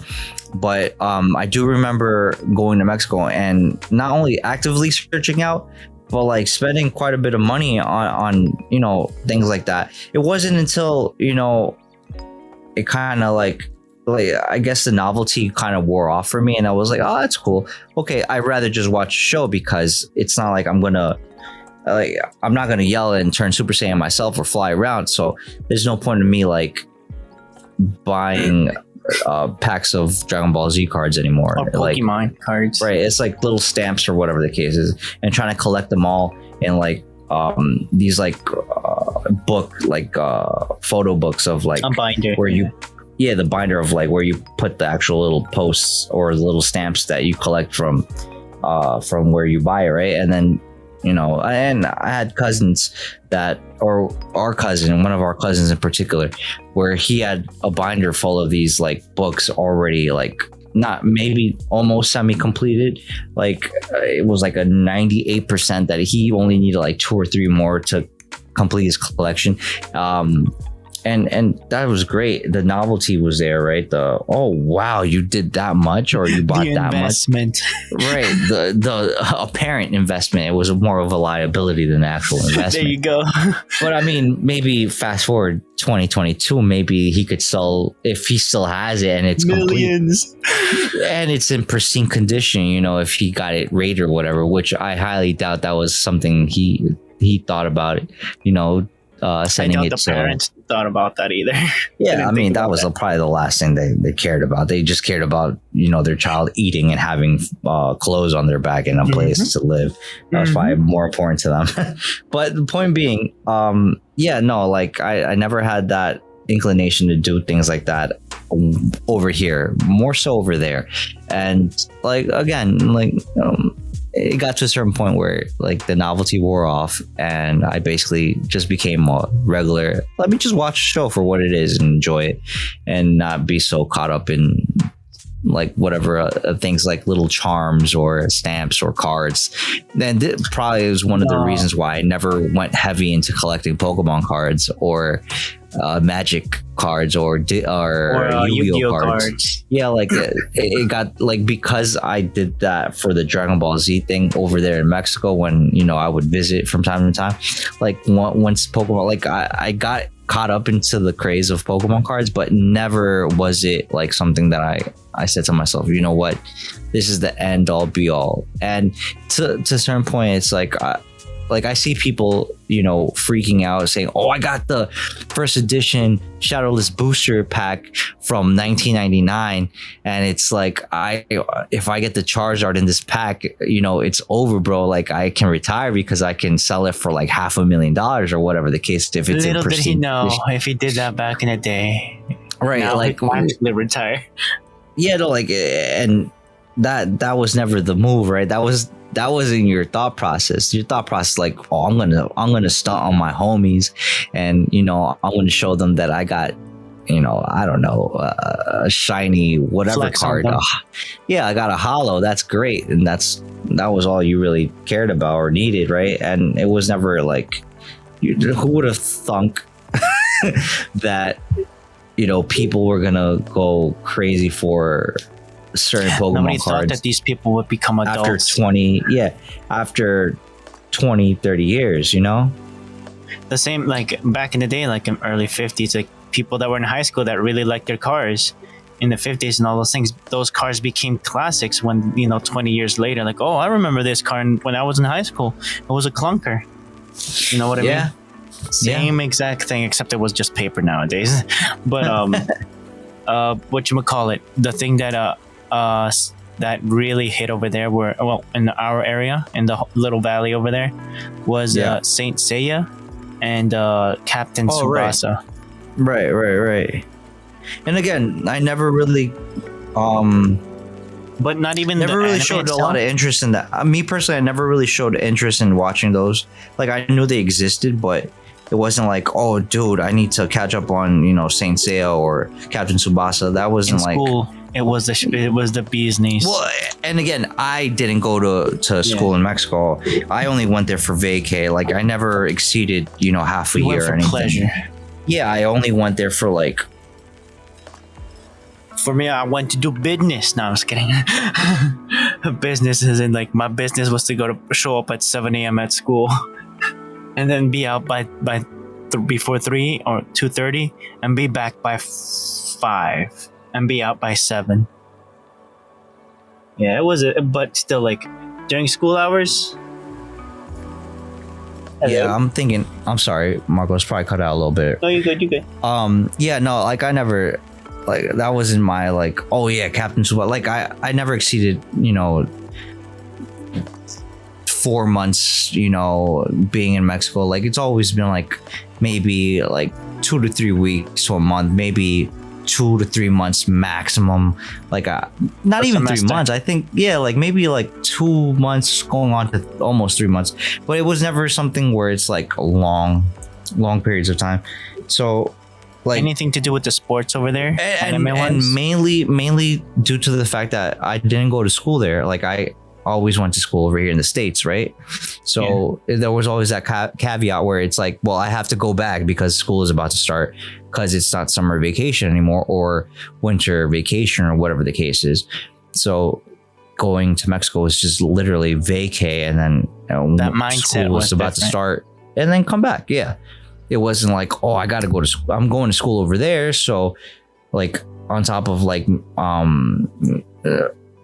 obviously cultural differences from here and there, it's like getting in tune with whatever was the latest and greatest over there Yeah, like for gospel, whatever TV like show going or, to church over there. Chavo del Ocho, man. You can't go wrong with that. well, even that, bro, like those things are something that is very, I guess, intertwined with a lot of people's memories. The But 80s. yeah, but it was never something that again, it was never something pushed upon me. Even when I was over there for vacay, it wasn't like, the whole purpose wasn't really to stay over there and watch TV. It was more so to like hang out with family members, go visit family that I didn't see. It wasn't really much of like, hey, yo, dude, let's sit down. We wouldn't sit down for dinner and just, turn on the TV and just say, oh, Chavo. There was no TV in the kitchen. It was TV in the living room. Oh, I guess, yeah. Again, everybody's house was probably different, right? So it's like, if you're gonna be in the kitchen, it's because you're eating, not watching TV, right? And I guess, it's like, something it's something that carried over, at least from me over here. Over there it might have been a little different. Like nowadays, like you have a TV in your pocket, you can just pop it out and just watch whatever you want As I while you're look down eating. to my pocket.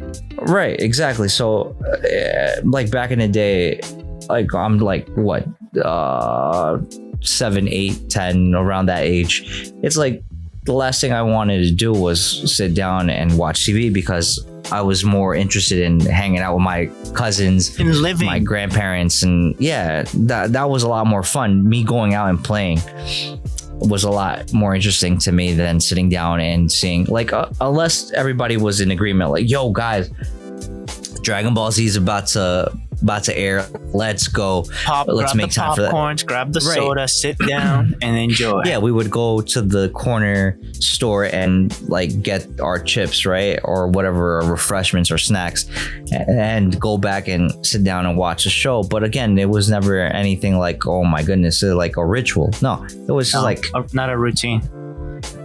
right. And again, the reason I went was for vacay and hanging out with the fam, not necessarily to see Dragon Ball Z in Spanish. That was never the goal. ¿Por qué? No, I'm just kidding. I'm good. I understand. You just said it why. But yeah, for me, like the routine of like, I guess I feel like I had that routine on both sides, over there and over here, having the ability to have a routine of, okay, wake up, go to school, come back, do your thing, food time, sit down to have food. Oh, TV, what's on TV?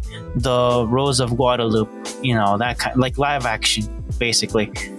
Some news, TV Like Azteca. soap operas. Yeah, soaps, and TV Azteca, the news network, And then, you finish your homework, gotta do chores, gotta do that. My family, it's like, go see the fam at work, the street market, over there, help do stuff and clean up, be back by 8:30, 8:45, go to bed, maybe another soap before passing out. And but yeah, live action was different over there, like in the sense of TV, because having a routine involves living there for not only with the mindset of I gotta be here but for next day. It's not like, oh, I'm gonna be out by the end of summer. I understand what Right. you're saying. I understand what you're saying. Like, everyone was family. You were there. You're guaranteed gonna go see them when you go get breakfast or when you go get like 4 o'clock meal, 5 o'clock meal, and Okay. dinner, right? And Okay. the routine, basically, like the Yeah, routine of okay. watching, including TV around. My premise right now is talking about TV, and each person is different. You're right, and Yeah. it's a beautiful thing to share our experiences. Absolutely, bro. All right, so we should call it, no, bro? Thank you. Yes. My name is Marcos. Please follow My us. name is Alan. And Alan, would you please direct us to the social medias? Right, so definitely follow us on Twitter, Instagram, and YouTube, and definitely on Spotify or wherever you get your, podcast needs, right? And Amen. and please interact with us there. And if you have questions or anything of that nature, please don't be shy and reach out. Say hi. If you have, absolutely, if you have questions or something, definitely let us know. We're patiently waiting for that interaction. Once again, thank you. Marcos signing out. Alan signing out. Peace. Peace.